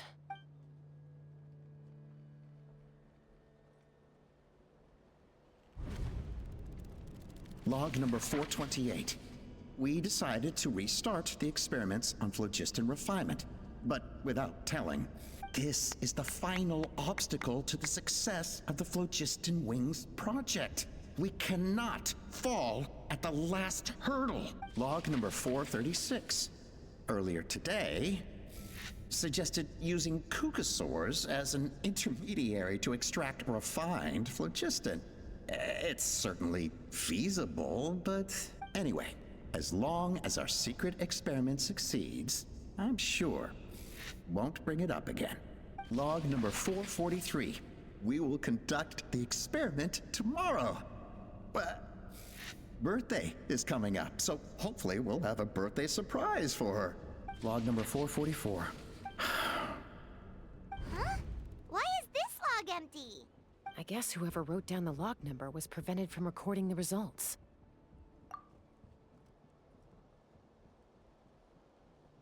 Log number 0. We lost many comrades in the accident.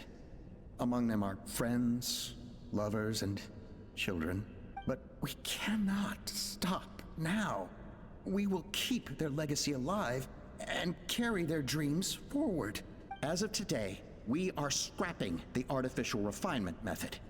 Instead, we will focus all our efforts on phlogiston extraction from live Kukasaurs. They are arrogant beasts whose existence in the wild serves no one but themselves. Their true worth lies in their sacrifice for the sake of human progress. To facilitate our operations, we will gradually move the airborne workshop closer to the Flower Feather clan, even as we continue to expand it.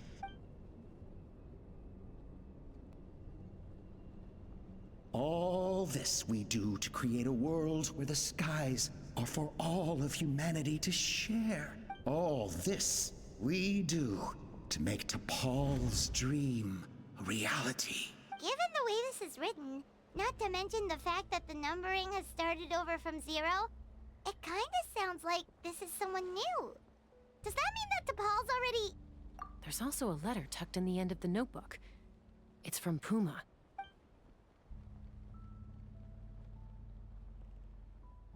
T'Pol, I don't know where you are right now, so I don't know how to reach you.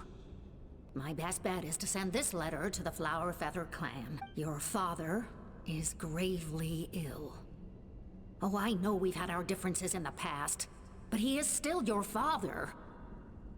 Won't you come and visit him? Please. I know you never liked him and cared even less for me. All you ever yearned for is the sky. And your birth mother. But we'll still be waiting here for you if you do come back. This may be the last chance you'll get to see your father. So Puma's not T'Pol's real mom? Huh. Well, she did say he never called her mom, but Paimon assumed she was just venting. We know that T'Pol's father passed away quite recently, and this letter looks recent. By contrast, the writing in this notebook is old and faded. It looks like the real reason T'Pol didn't attend his father's funeral is because he'd long since passed away himself.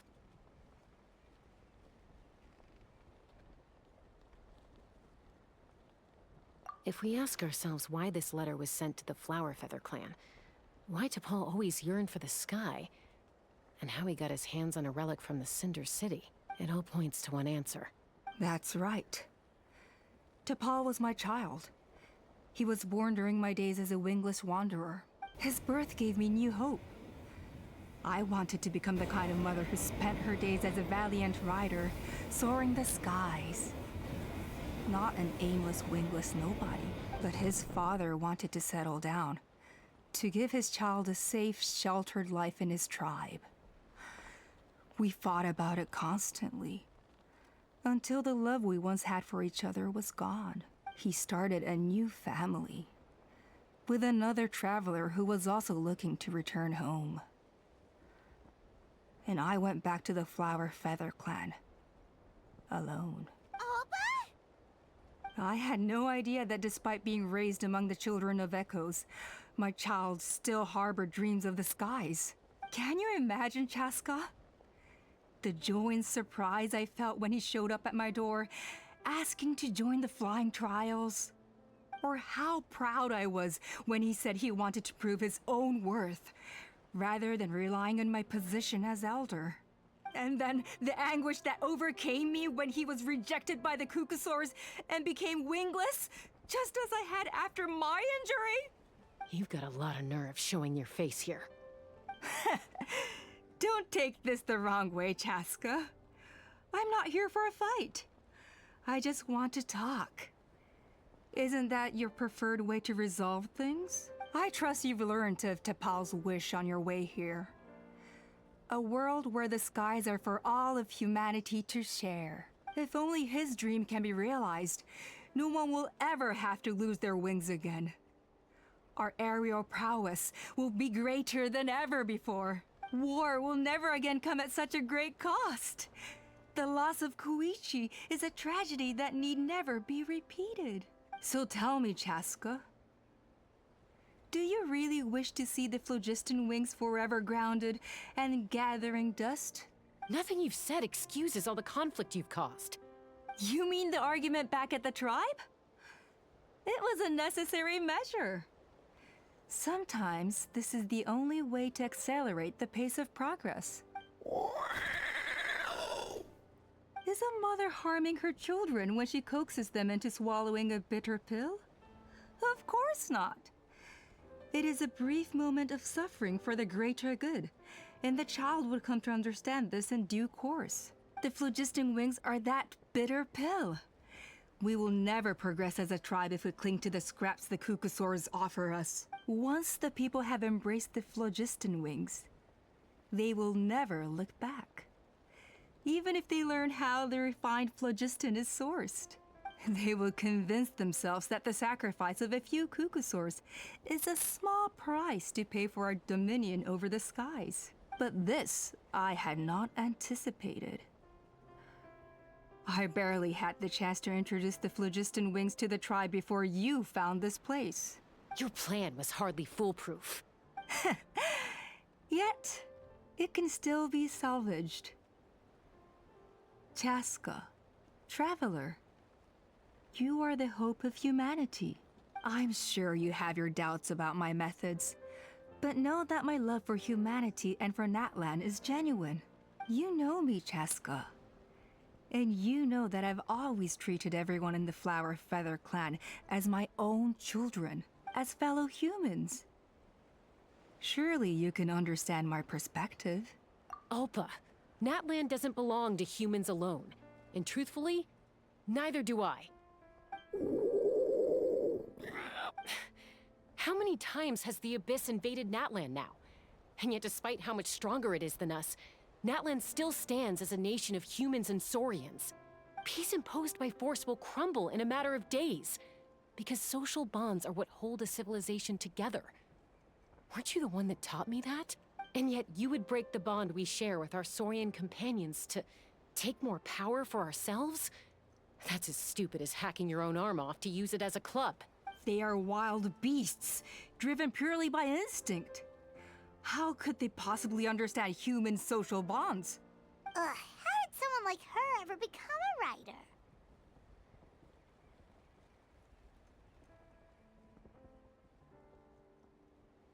Ha! You overestimate them. They bow to the strong and shun the weak. That's all there is to it. They never gave Tepal a second glance when he was at his lowest, nor me when I returned injured from the Cinder City. It's all about survival of the fittest for them. Plain and simple. They obeyed me once I proved myself stronger than them, but the moment it serves them better, they'll abandon me in a heartbeat. You're wrong, Alpa. They only reject the wingless because they don't want to fly anyone to their death. Chasca, I will promise you this. Only the unruliest wild cucosaurs will be used for phlogiston extraction. The ones who have nothing else to offer to humanity. Well, that's too bad, because I know a few unruly wild cucosaurs who don't think that idea is gonna fly. Namely my mom, my sister, and me. And the others? To us, they're friends, family, even children. So if you want to put any of them in one of your cages, you're gonna have to go through us. Is that right? I knew you might be difficult to convince. Maybe this will change your mind.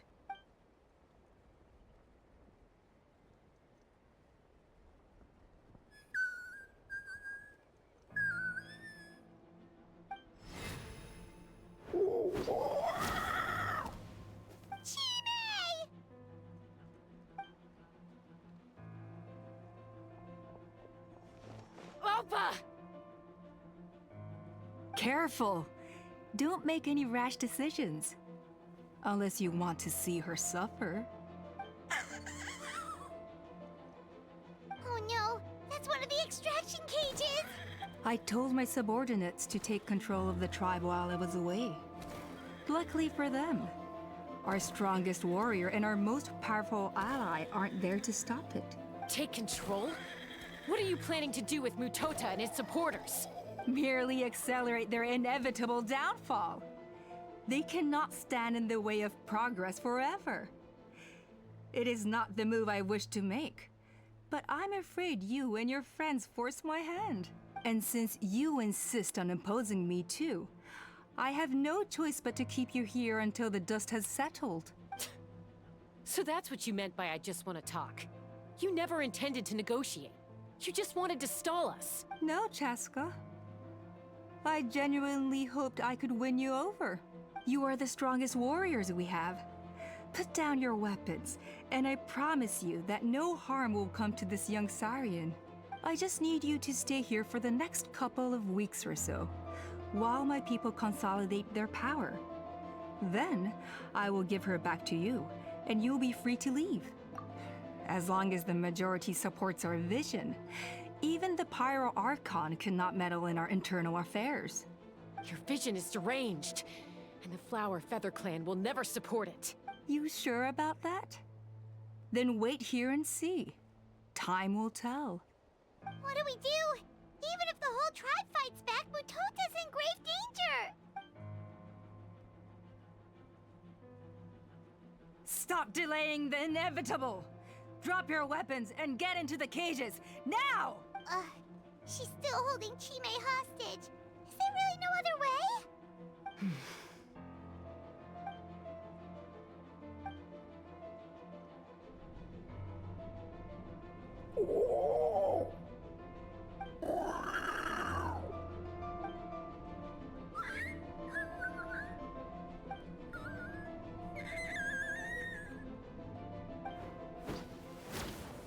Koya? Huh? What are you yapping about? Stand down.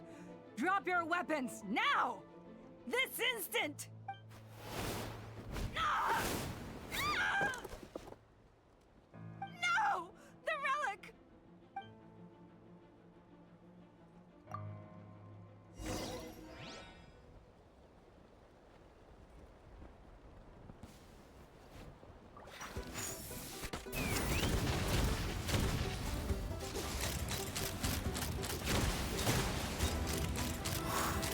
Give up, Alpa. We're negotiating my way now. And this ain't your strong suit. Just shut up! Ah! Help! Anybody! Fire in the hole!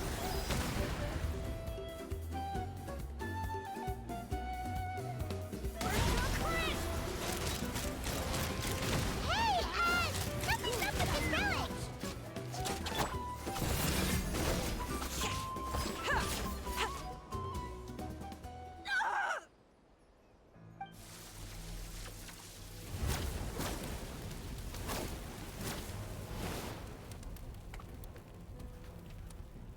No!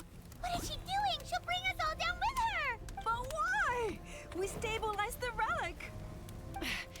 Maybe it got damaged in the fight. If we don't think of something fast, this whole workshop is gonna fall apart. No. They're directly beneath us. My beloved tribe!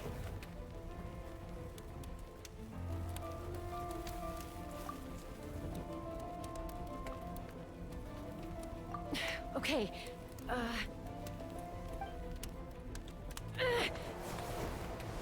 it's too powerful. This ain't a toy like last time. I don't think I can just throw it aside. But we need to get it far away before it explodes. Then the tribe will be safe, and so will this workshop.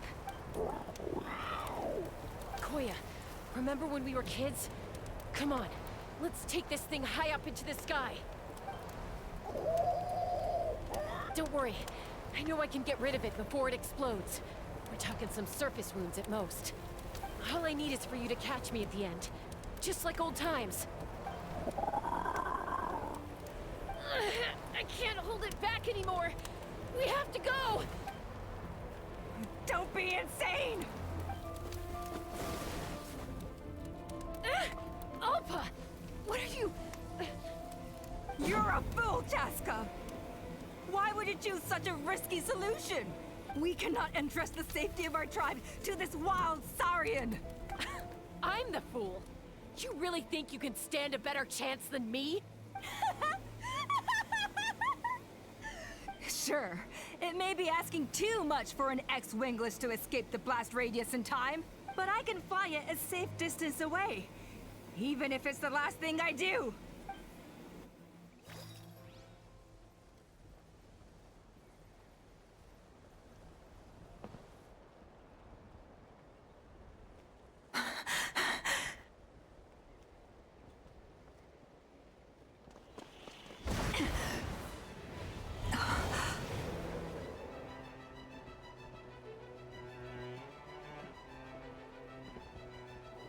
Here. This should be high enough to save the clan.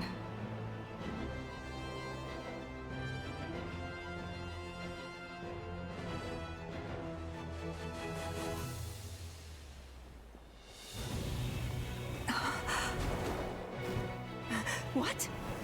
You don't get to die a hero today.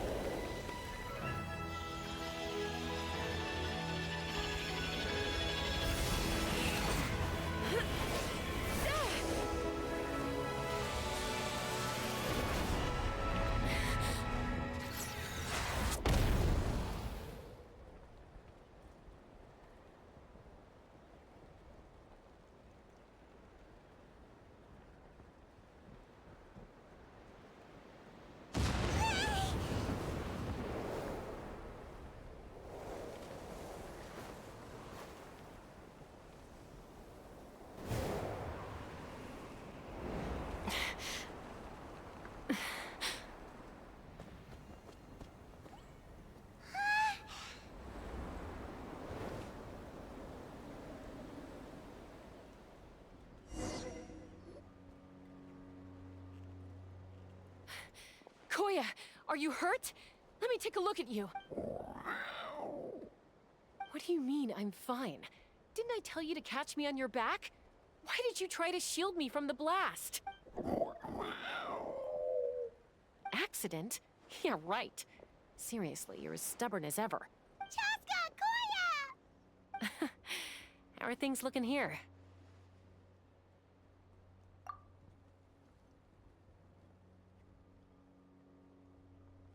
I think that's putting it mildly. I owe you one. Again.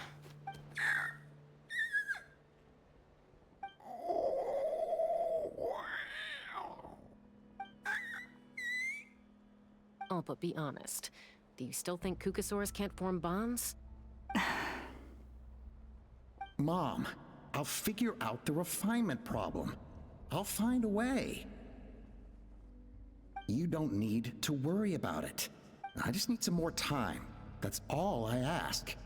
Please just trust me. Just this once.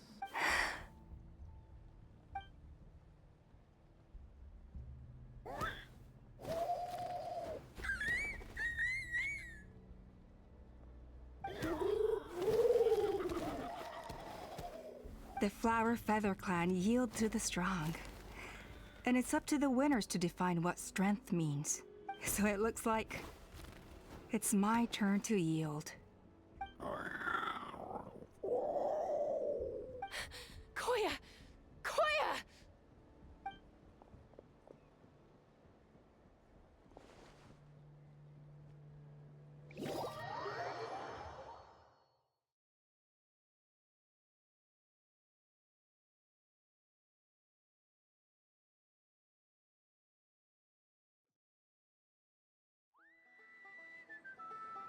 So, you're absolutely sure it's not because of the explosion?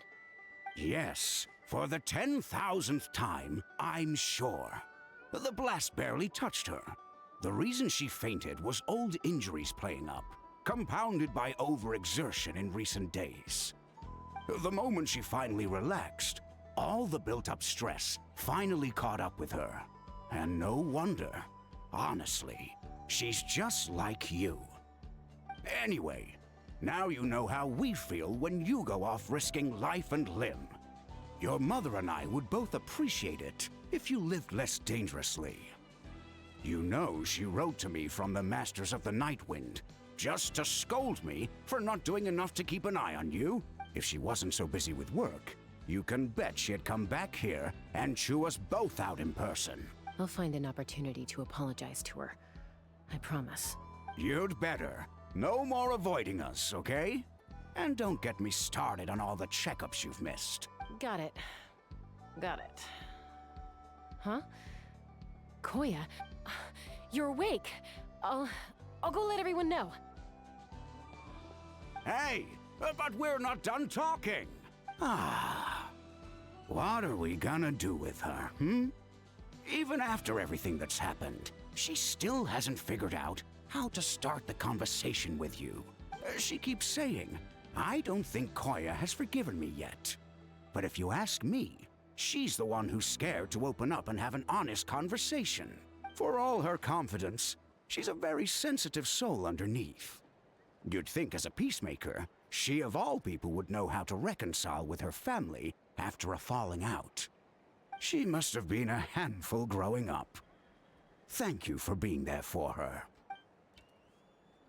And of course, thank you for keeping her safe when you were up there in the sky.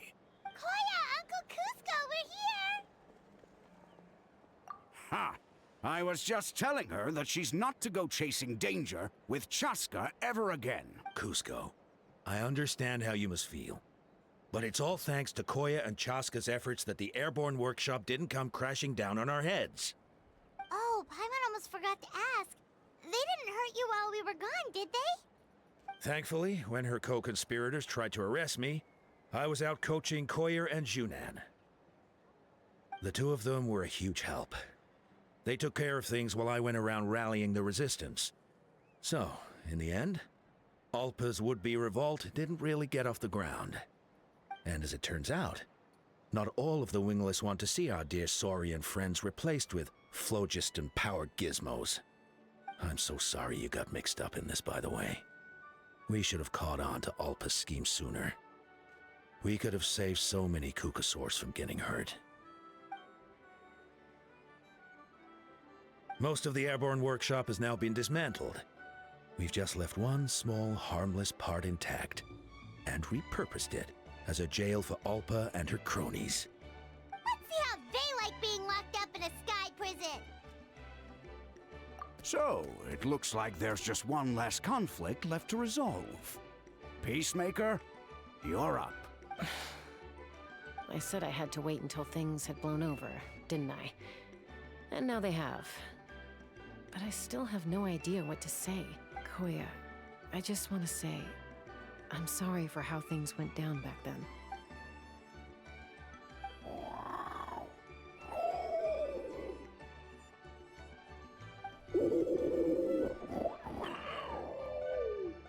Huh? Does this mean you're not mad at me anymore?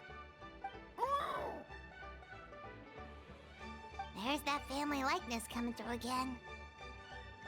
But that day, when we ran into each other...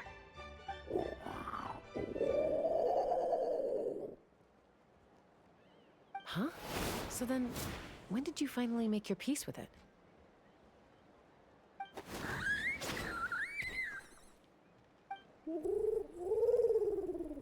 Aw, it's Chime and Chimpu! They're here too!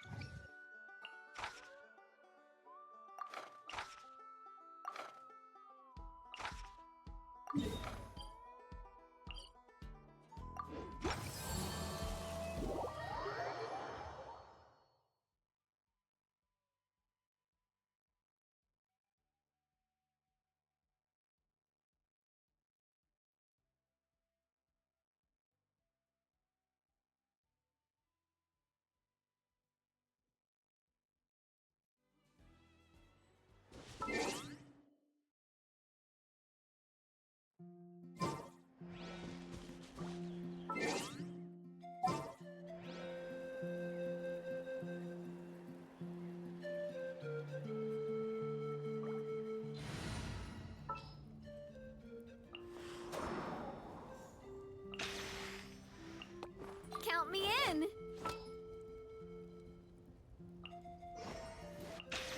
Is it time to go?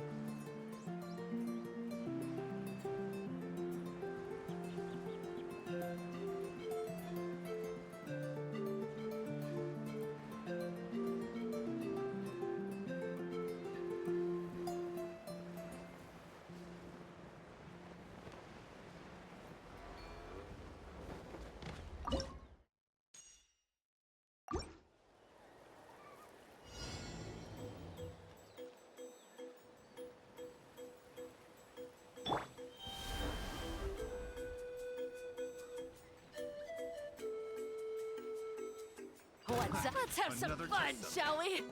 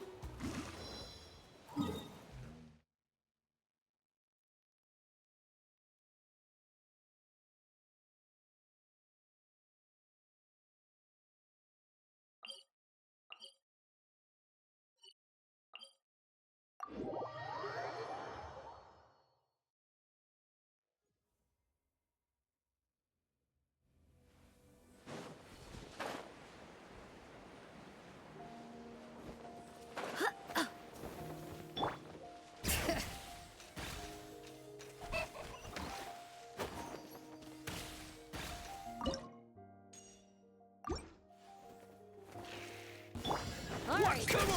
Watch out! Rubber send down! I am the cutting edge of fashion! Wind, hear me! Bring it! Letting brave names echo!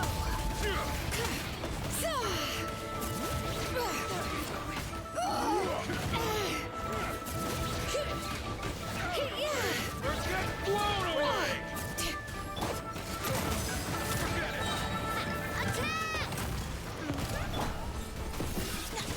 Strike like storm!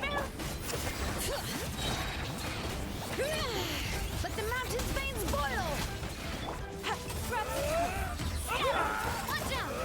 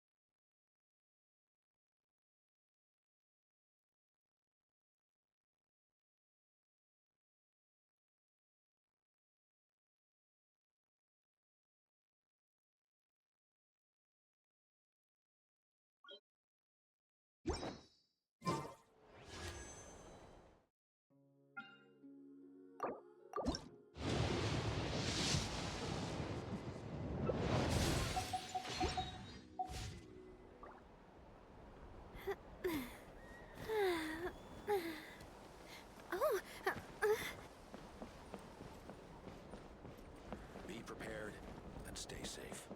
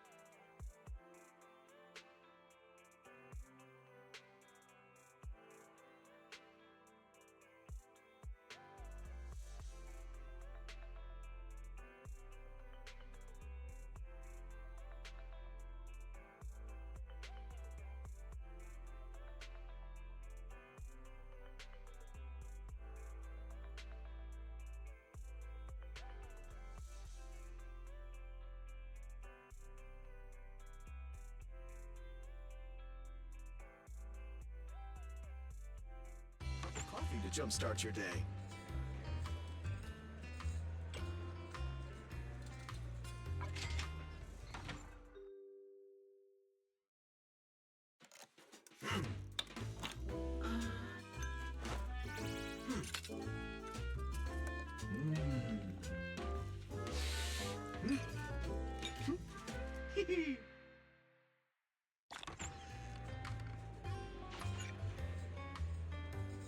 No machine ground beans here? You know, coffee is not a must, but a calm and relaxed mindset sure is.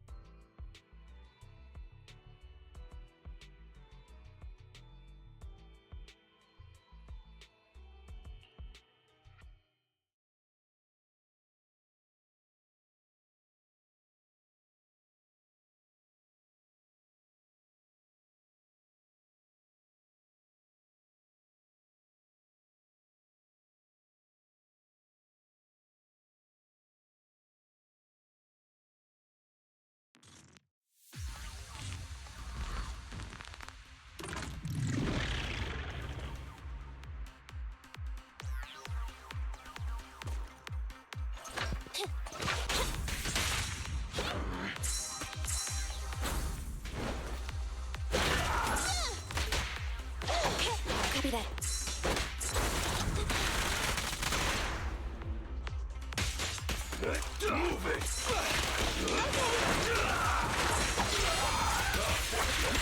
Out of my way!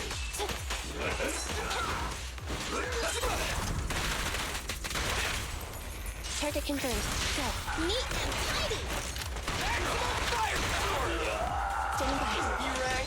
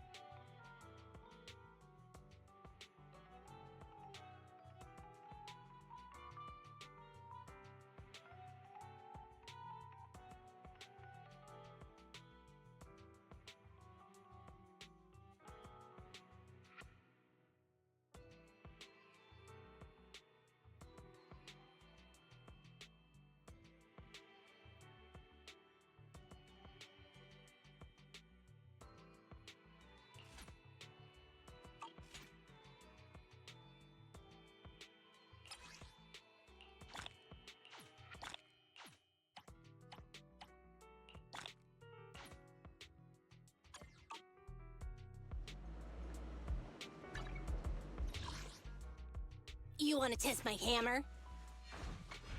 Starlight, it's time to shine!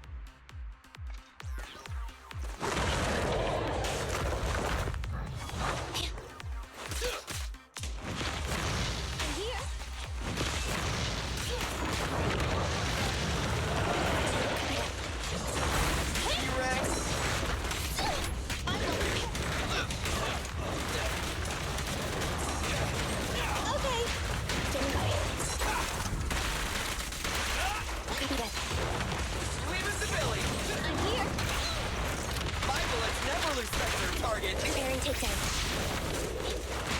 I'll take care of them. Billy time! Leave it to Billy! Fine. Nicole, take a break. Envy, I'll cover you! Okay. What are you waiting for? To catch a bullet? Electric charge.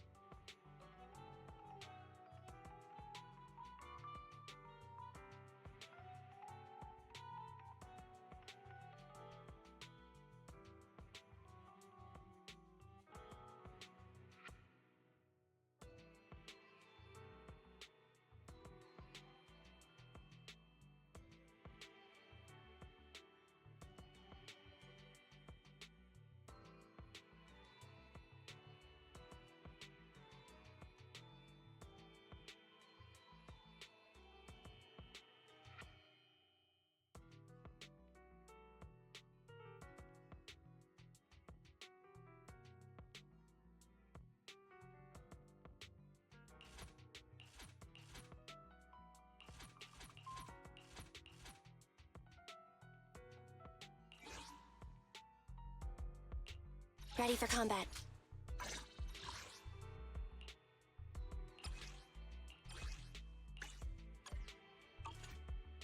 Standing by.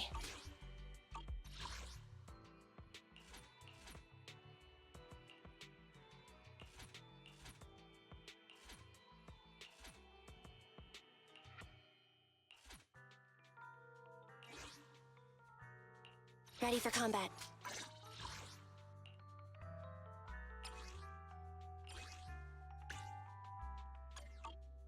Standing by.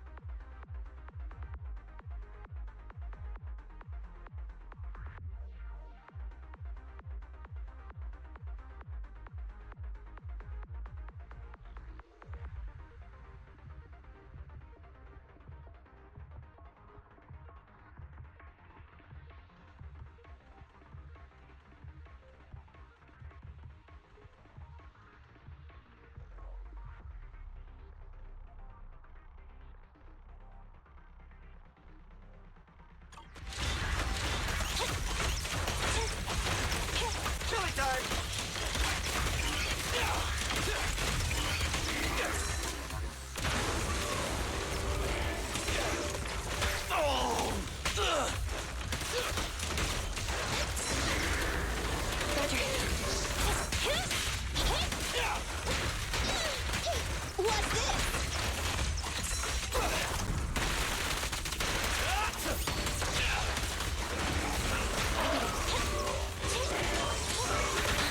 Nice one, Billy.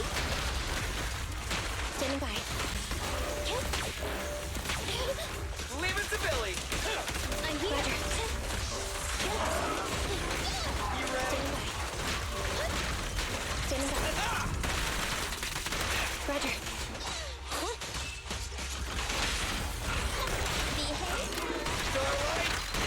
Standing by. Andy, I'll cover you. I'm here. I'll take care of them. Billy time. Fine. Copy that. Target confirmed. Go.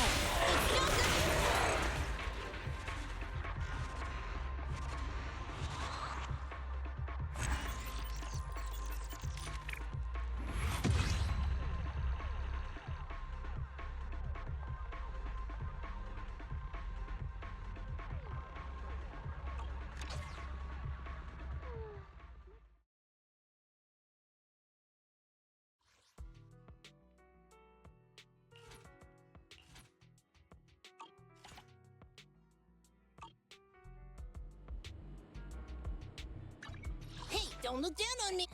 Ready for combat.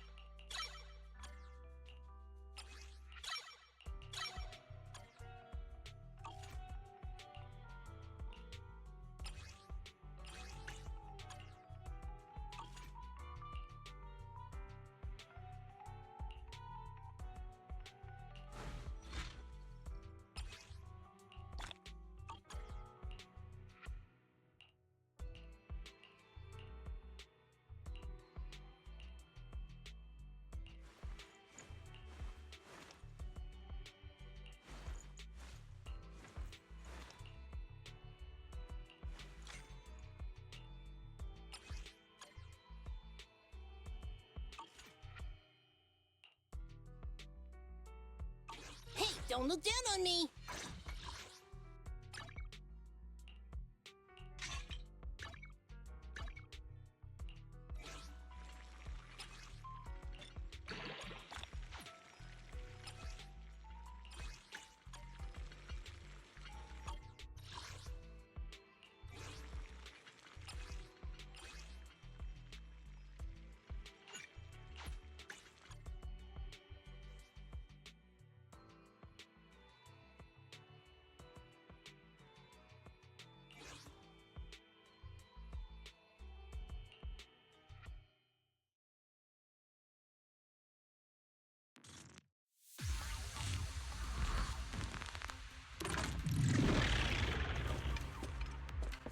Enemy target detected. Autonomous support unit disabled. Malware. This enemy rotates to destroy surrounding objects. Please take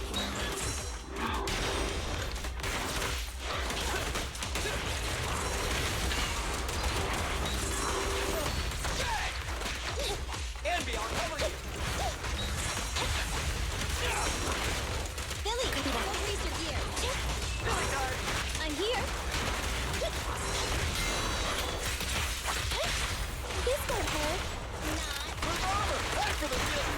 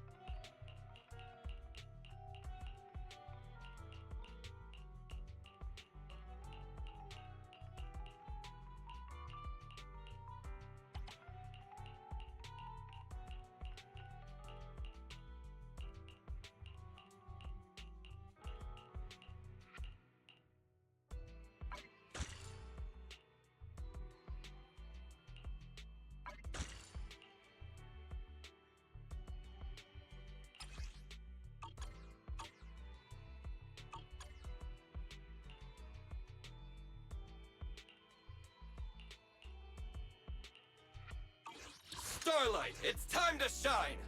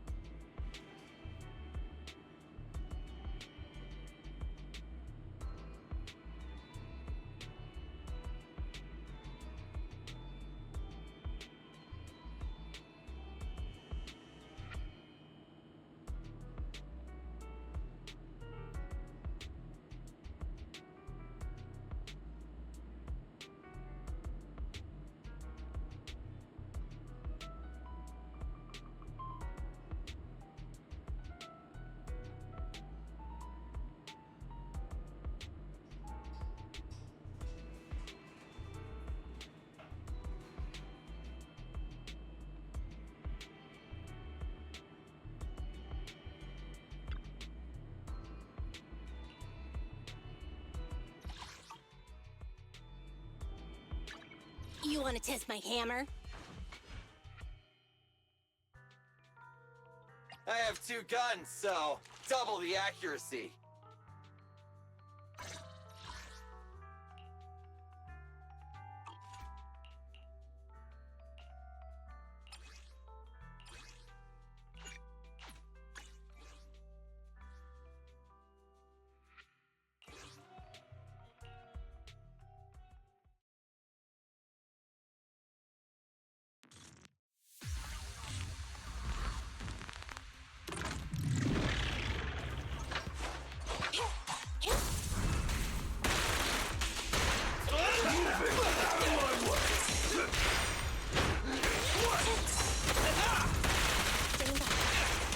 I'm here.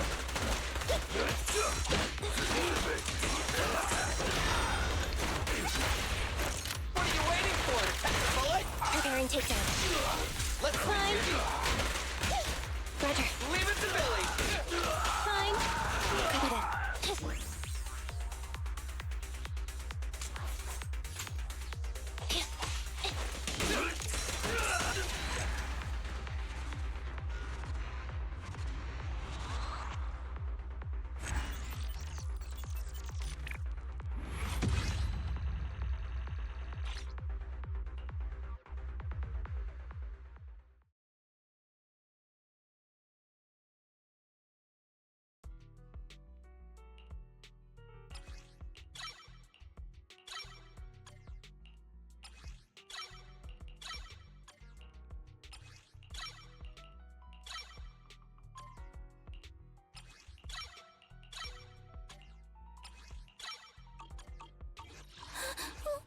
Don't look at me.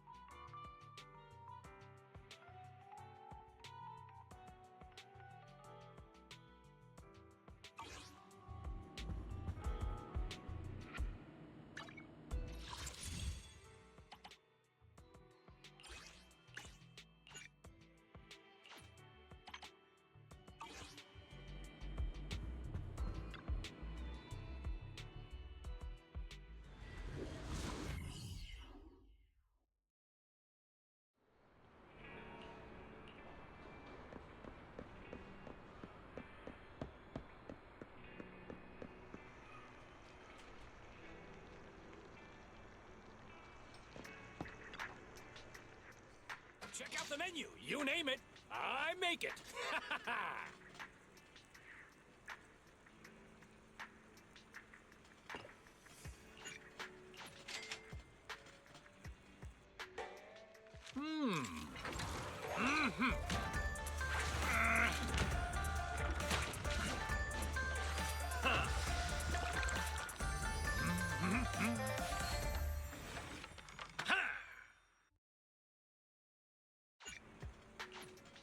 Well, seems like my noodles were just what you needed.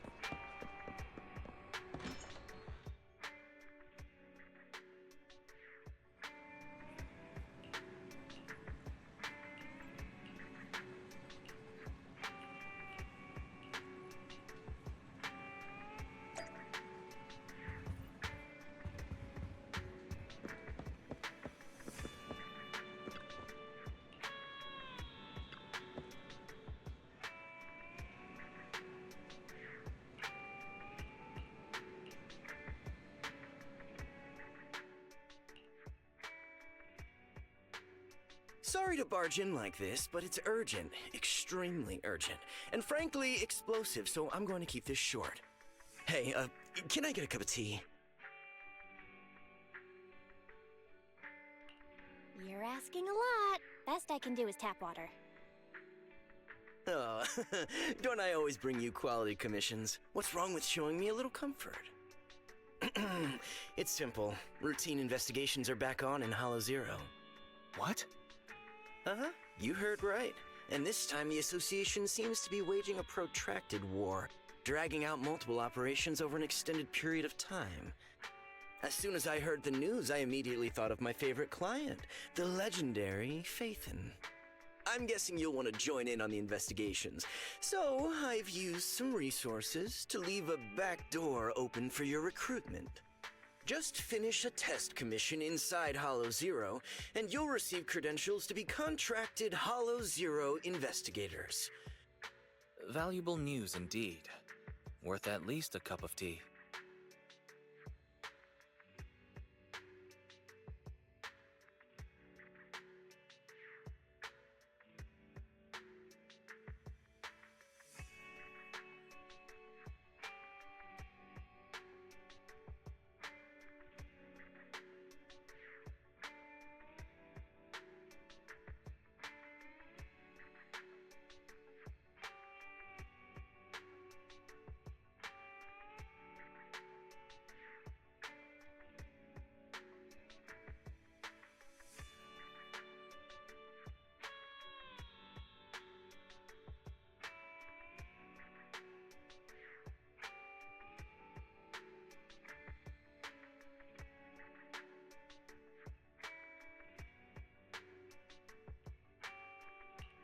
Got it. Let us think it over. Right, you shouldn't make important decisions late at night. Think it over carefully. When you've made up your mind, just go to the Scott outpost to complete the commission. I'll be going then.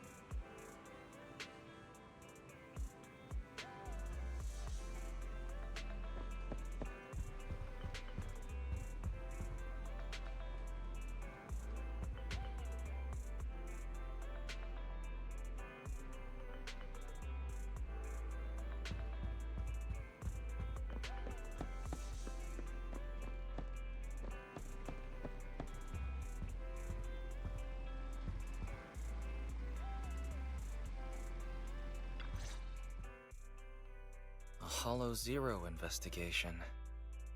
Belle, what do you think? Question. What is a Hollow Zero investigation? Oh, I forgot Fairy doesn't know about it. Challenge accepted.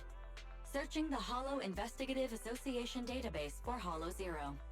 Nobody is challenging you to find out. Query complete. Hollow Zero is a codename for the oldest, most impactful, and most hazardous hollow in all of New Eridu. Research shows all major hollows discovered in New Eridu are derived from Hollow Zero's companion hollows. Hollow Zero is also responsible for much of the destruction of the old capital, Eridu. New Eridu regularly schedules capable agents to conduct research, investigate, track, and suppress Hollow Zero's development. Speculation. Master intends to investigate Hollow Zero in order to save New Eridu.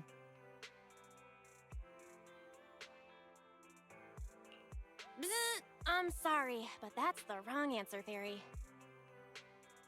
Requesting information. Please tell me your motive for investigating so I may assist your participation.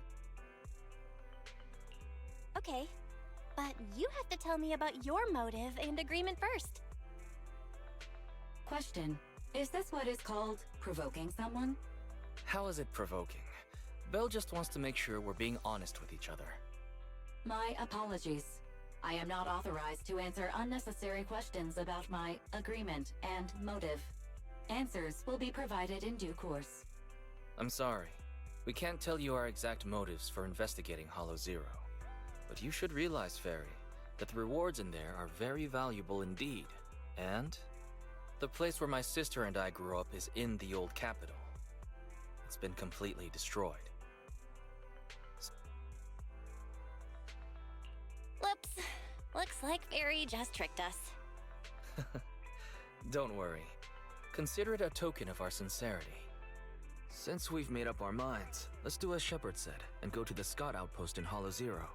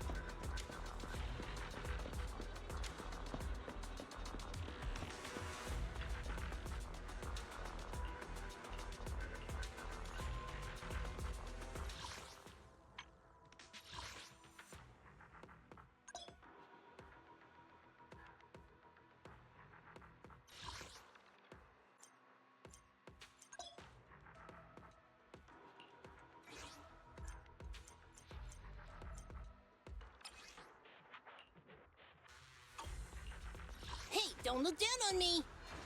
Nothing to fear. The cunning hairs are here. You want to test my hammer? Ready for combat.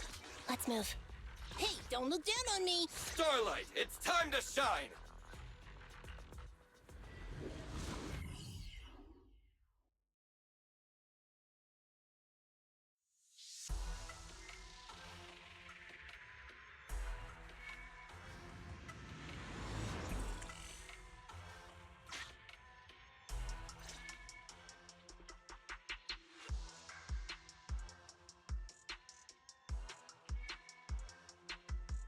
Hello? Testing. All good on your end, Belle? Okay. The HDD system's comms link and the diagnostics criteria are all fine. At least we know our equipment is up to the challenge. So we just need to cooperate with an HIA investigator to complete the assessment, and you'll be able to obtain an official Hollow Zero investigation license. Good luck, Belle.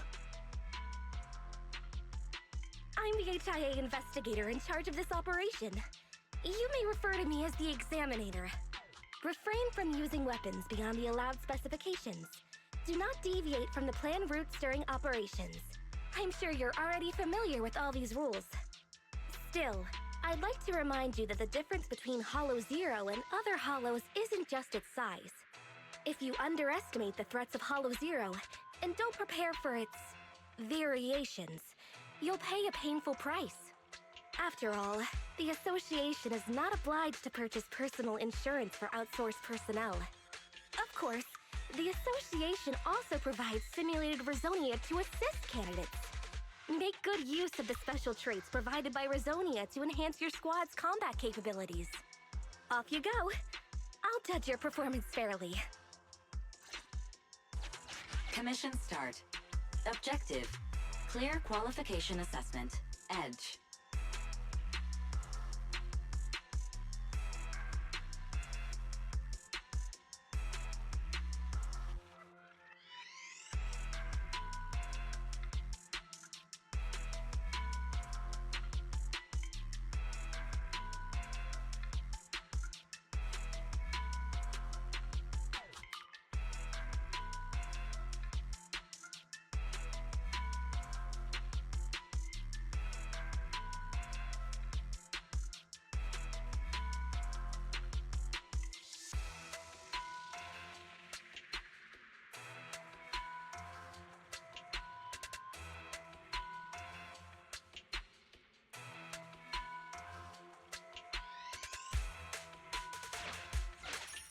Why can't we just pay with Denny's? Rhizonium, an ether derivative. Effect collecting Rhizonia. The number of Rhizonia. Press here to check the detailed effects of the. Please collecting and choosing.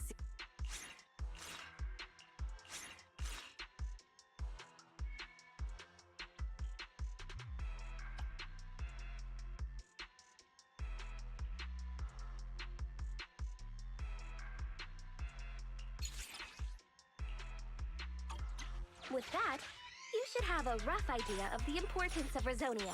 But the assessment has only just begun.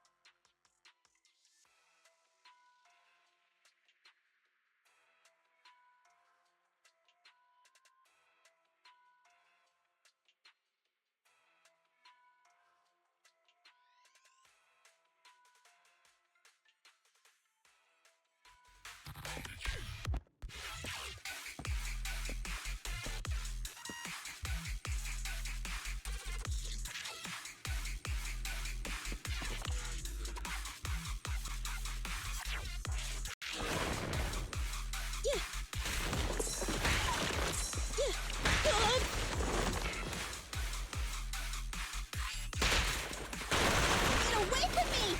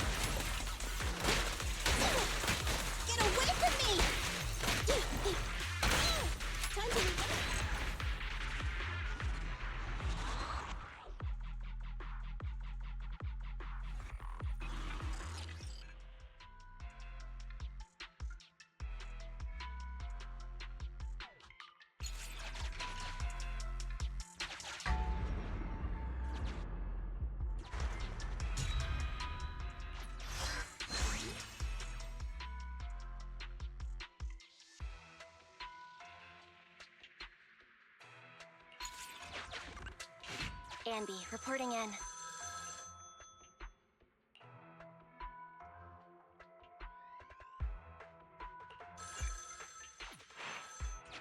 Backup squad members can enter Hollow Zero through stable zones. Keep an eye out for Andy, these here stable to support. areas to get reinforcements.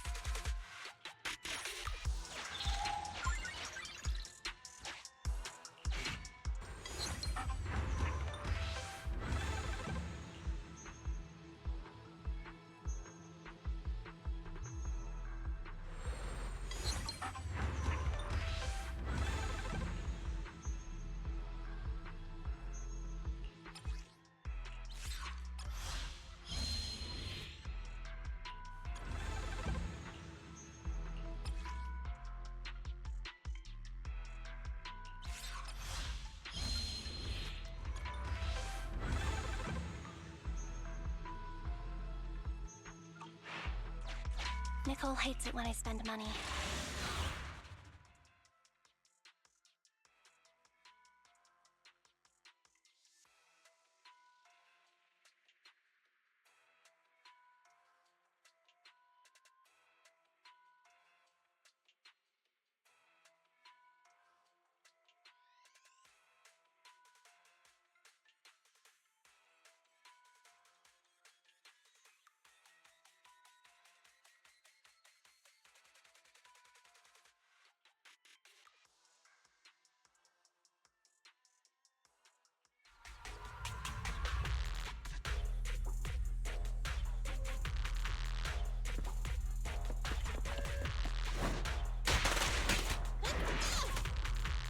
Get away from me!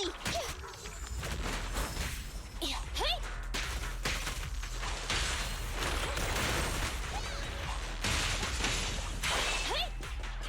Make a choice.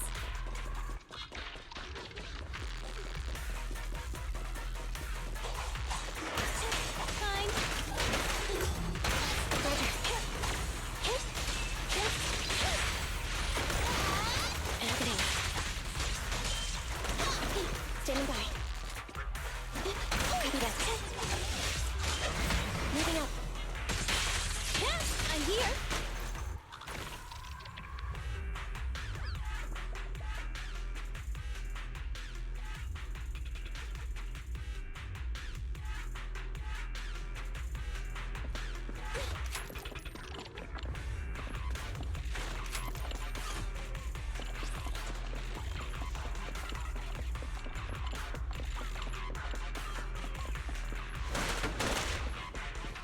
I'll take my shots. Notorious. It's much more powerful than an ordinary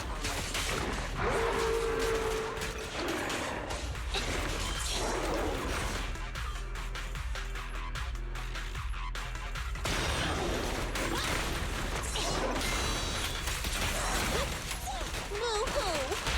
Target confirmed. Go. Jackpot! Let me give you a little treat. Opening. Target strike. Eyes up. The boss is here. I'll take care of him.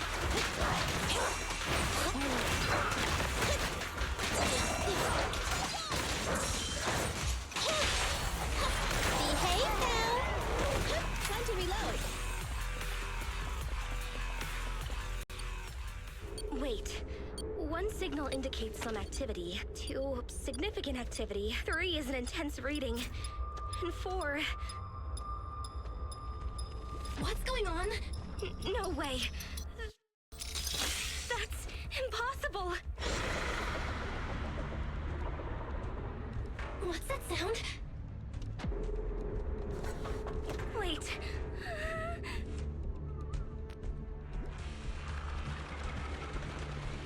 That's... Watch out! Damn it. It's her.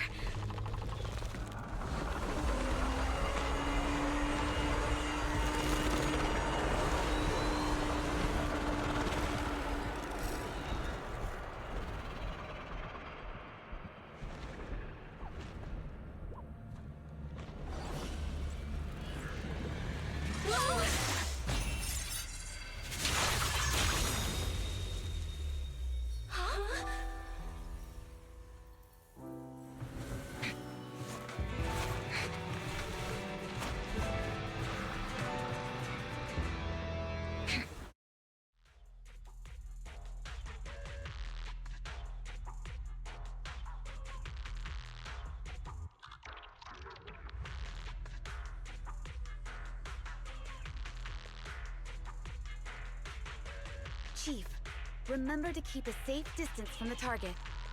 There's no way we can catch up with the Chief when she's sprinting like that. This uniform. Are you from Hand? Oh, not only that, but you're also Special Operations agents. Hollow Special Operations Section 6. We're carrying out an emergency response mission. An extremely dangerous ethereal has appeared in this area. No matter what your goal is here, you are advised to head to the nearest evacuation point. I need you to support this operation as a mobile tactical unit. This is an official mobilization order from me, the Deputy Chief of Hollow Special Operations Section 6. An extremely dangerous ethereal. That's what caused the disturbance just now, right? Such an exaggerated size and a dramatic show of force. I've never seen anything like it. We have to get everyone out of here now, Belle. Due to unforeseen circumstances, our original mission has been terminated. Our new objective is to assist Hollow Special Operations. The Institute's navigational Bangbu. I need it to keep guiding us in the upcoming operation. Any objections? Navigational Bangbu? Does she mean Eos? Our target has deviated from the expected route, and we need a Bangbu carrying carrot data to navigate. This is an emergency requisition. But please be assured, we will compensate you for any damage caused. What? No. Nah. Seriously? We're going in expecting damage? Please, little Bangbu, I'll keep you safe. There's no doubt about this little fellow's navigational capabilities. But the possibility of severe Bangbu damage wasn't included in the risk clause we signed before. Well, since this is an official request from HSO agents, I'll leave this Bangbu to you for now. It should be fine. I'll figure out a way to explain it to its owner.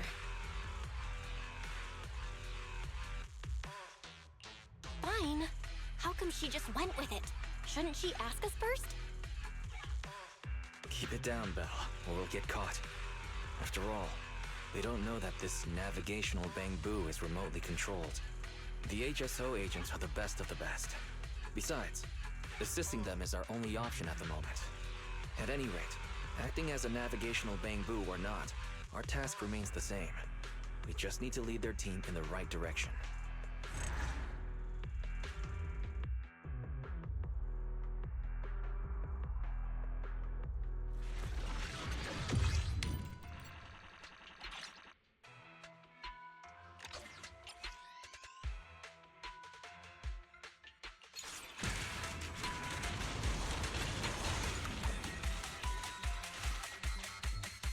We'll need to assist the HSO task force through the following battles.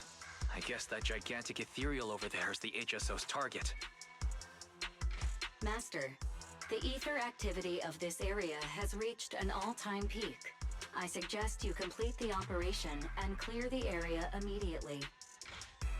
Unsurprisingly, investigating Hollow Zero is no easy feat. I want them all.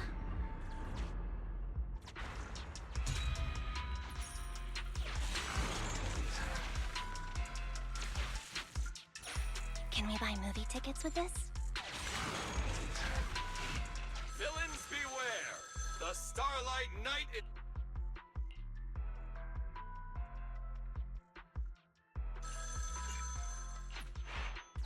Starlight Knight! Ready to fight!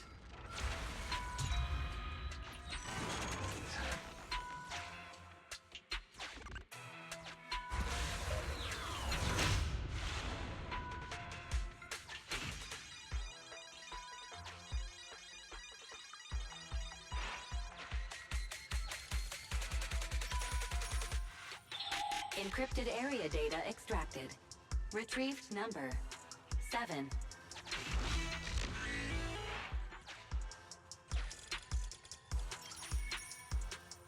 Encrypted area data part 2 extracted.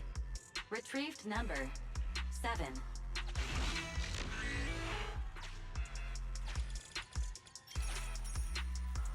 Encrypted area data part 3 extracted. Retrieved number 7.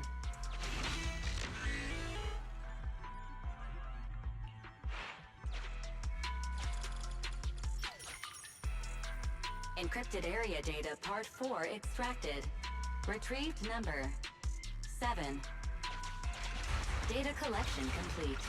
Retrieved password 7777. Supplies unlocked.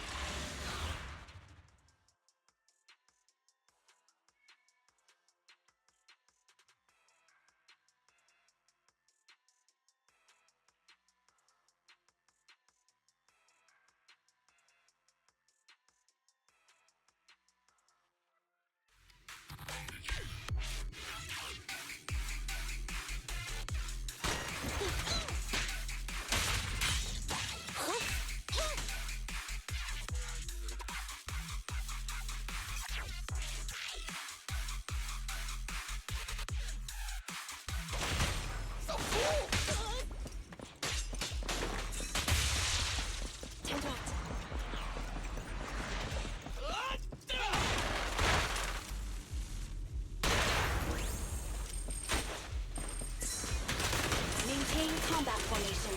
The target is close. I hope the kids dealt with the problem already.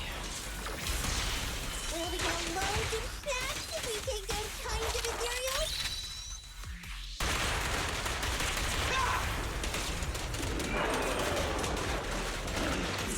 I'm here. E-Ray. Copy that. And beyond. Nice one, Billy. Roger. Fine. Billy time. Get away from Copy me! that. I'm here. Roger. Fine. At your command.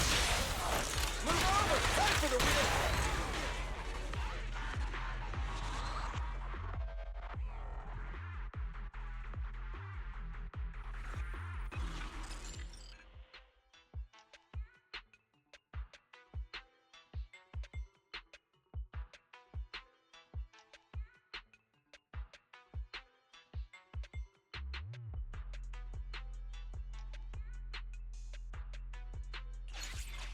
We can get past now.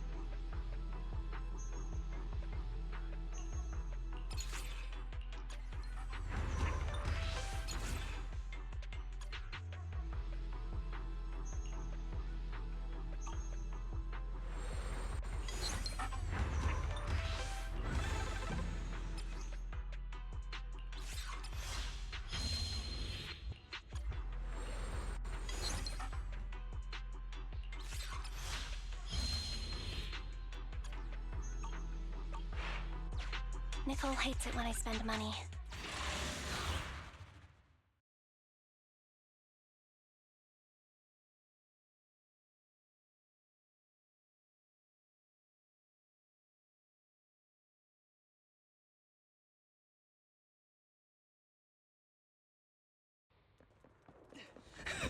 Where is she? She's over there.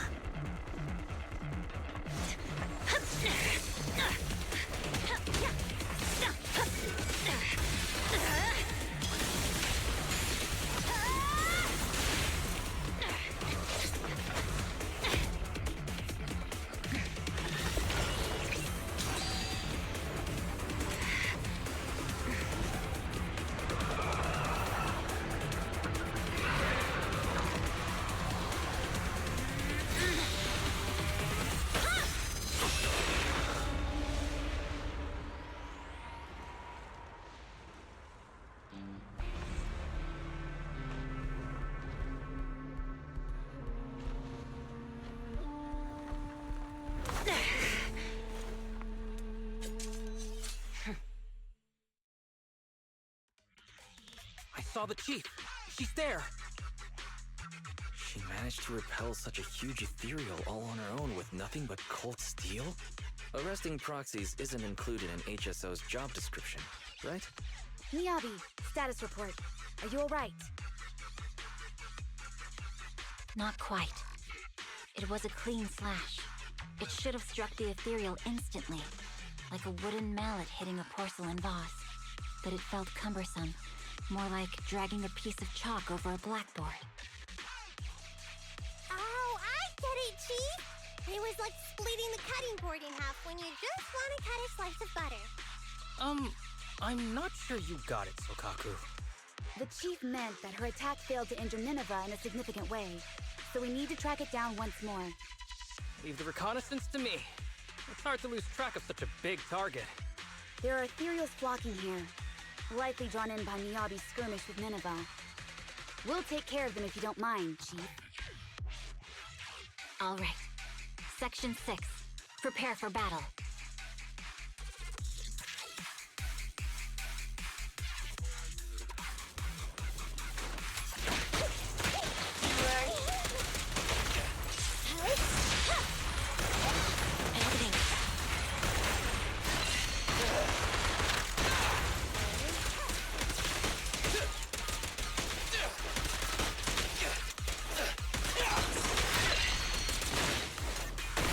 Take care of them.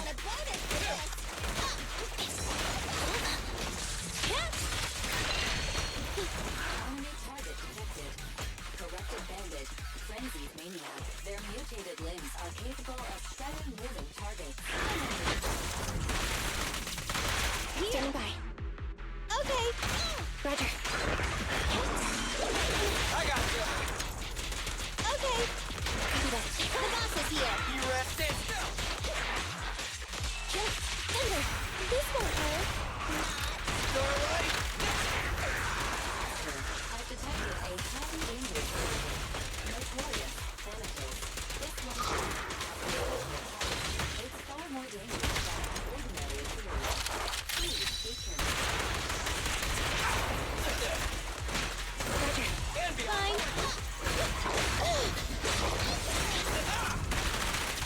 I'm here. Standing by. I got you. What are you waiting for? To catch a bullet? Neat and tidy. We'll never back down. Silly card. My bullets never lose sight of their target.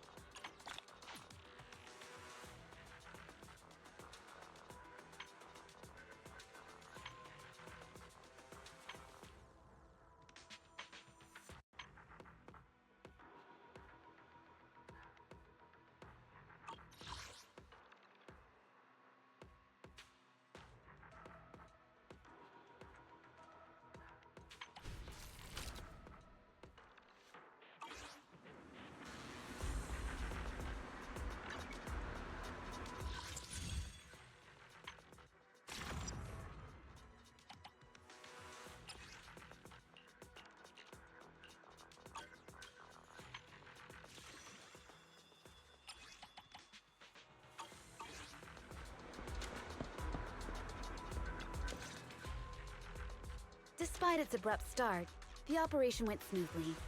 Let's return the requisitioned navigational Bangbu to the Institute. This model is even better than the standard issue HSO Bangbu, both in terms of route planning and adapting to changing circumstances. Maybe it's been equipped with the Institute's secret carrot data? Or its logic core has been modified in some way. Hey, how would the HSO Bangbu feel if it heard you now? The Institute's Bangbu. This Bangbu doesn't belong to the Institute. It's the private property of that individual who leads their own investigation squad. Is that what it is? Right. I think I heard that the HIA started recruiting civilian investigation teams recently. Oh my. It seems that civilian talent is more reliable than those idiots you find among the authorities. Next time, I won't show you mercy.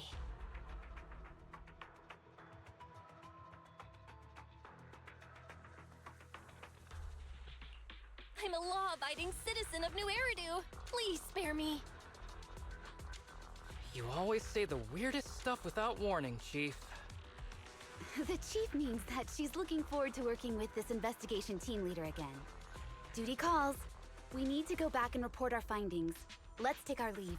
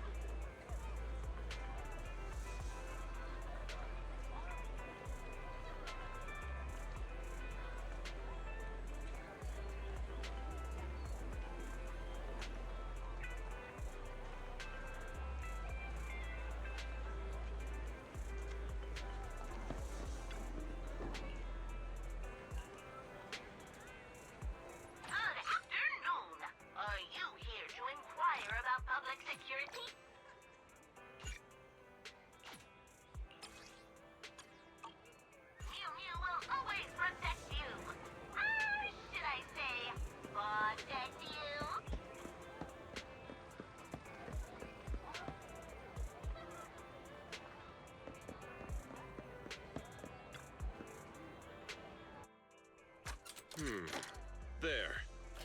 Did you want to mod something?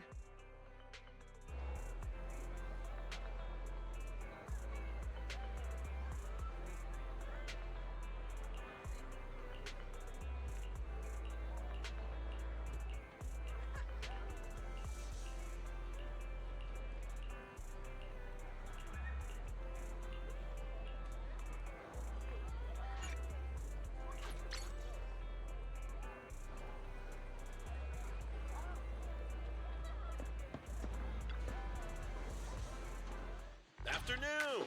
Let's get your little companion some new parts.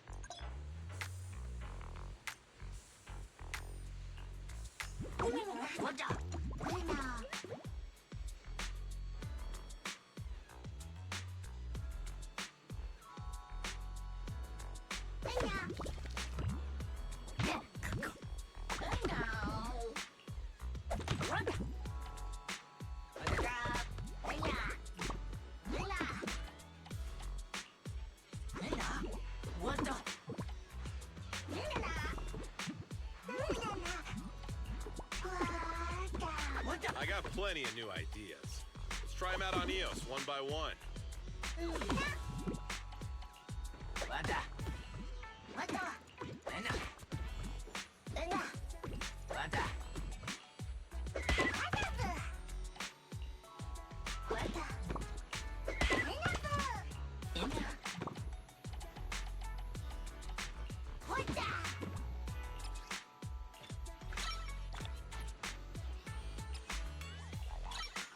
I got plenty of new ideas. Let's try them out on EOS one by one.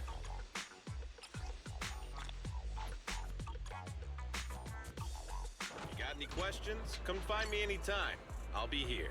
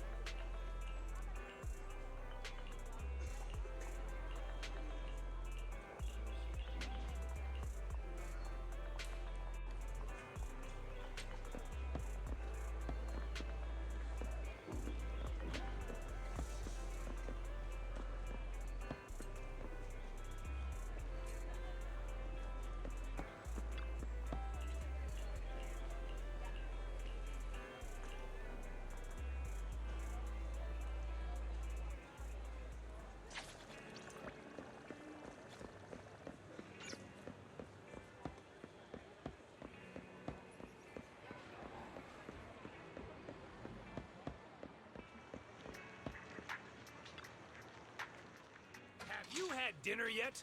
A full stomach? Oh, not to your liking. Next time I'll have something that better suits your taste.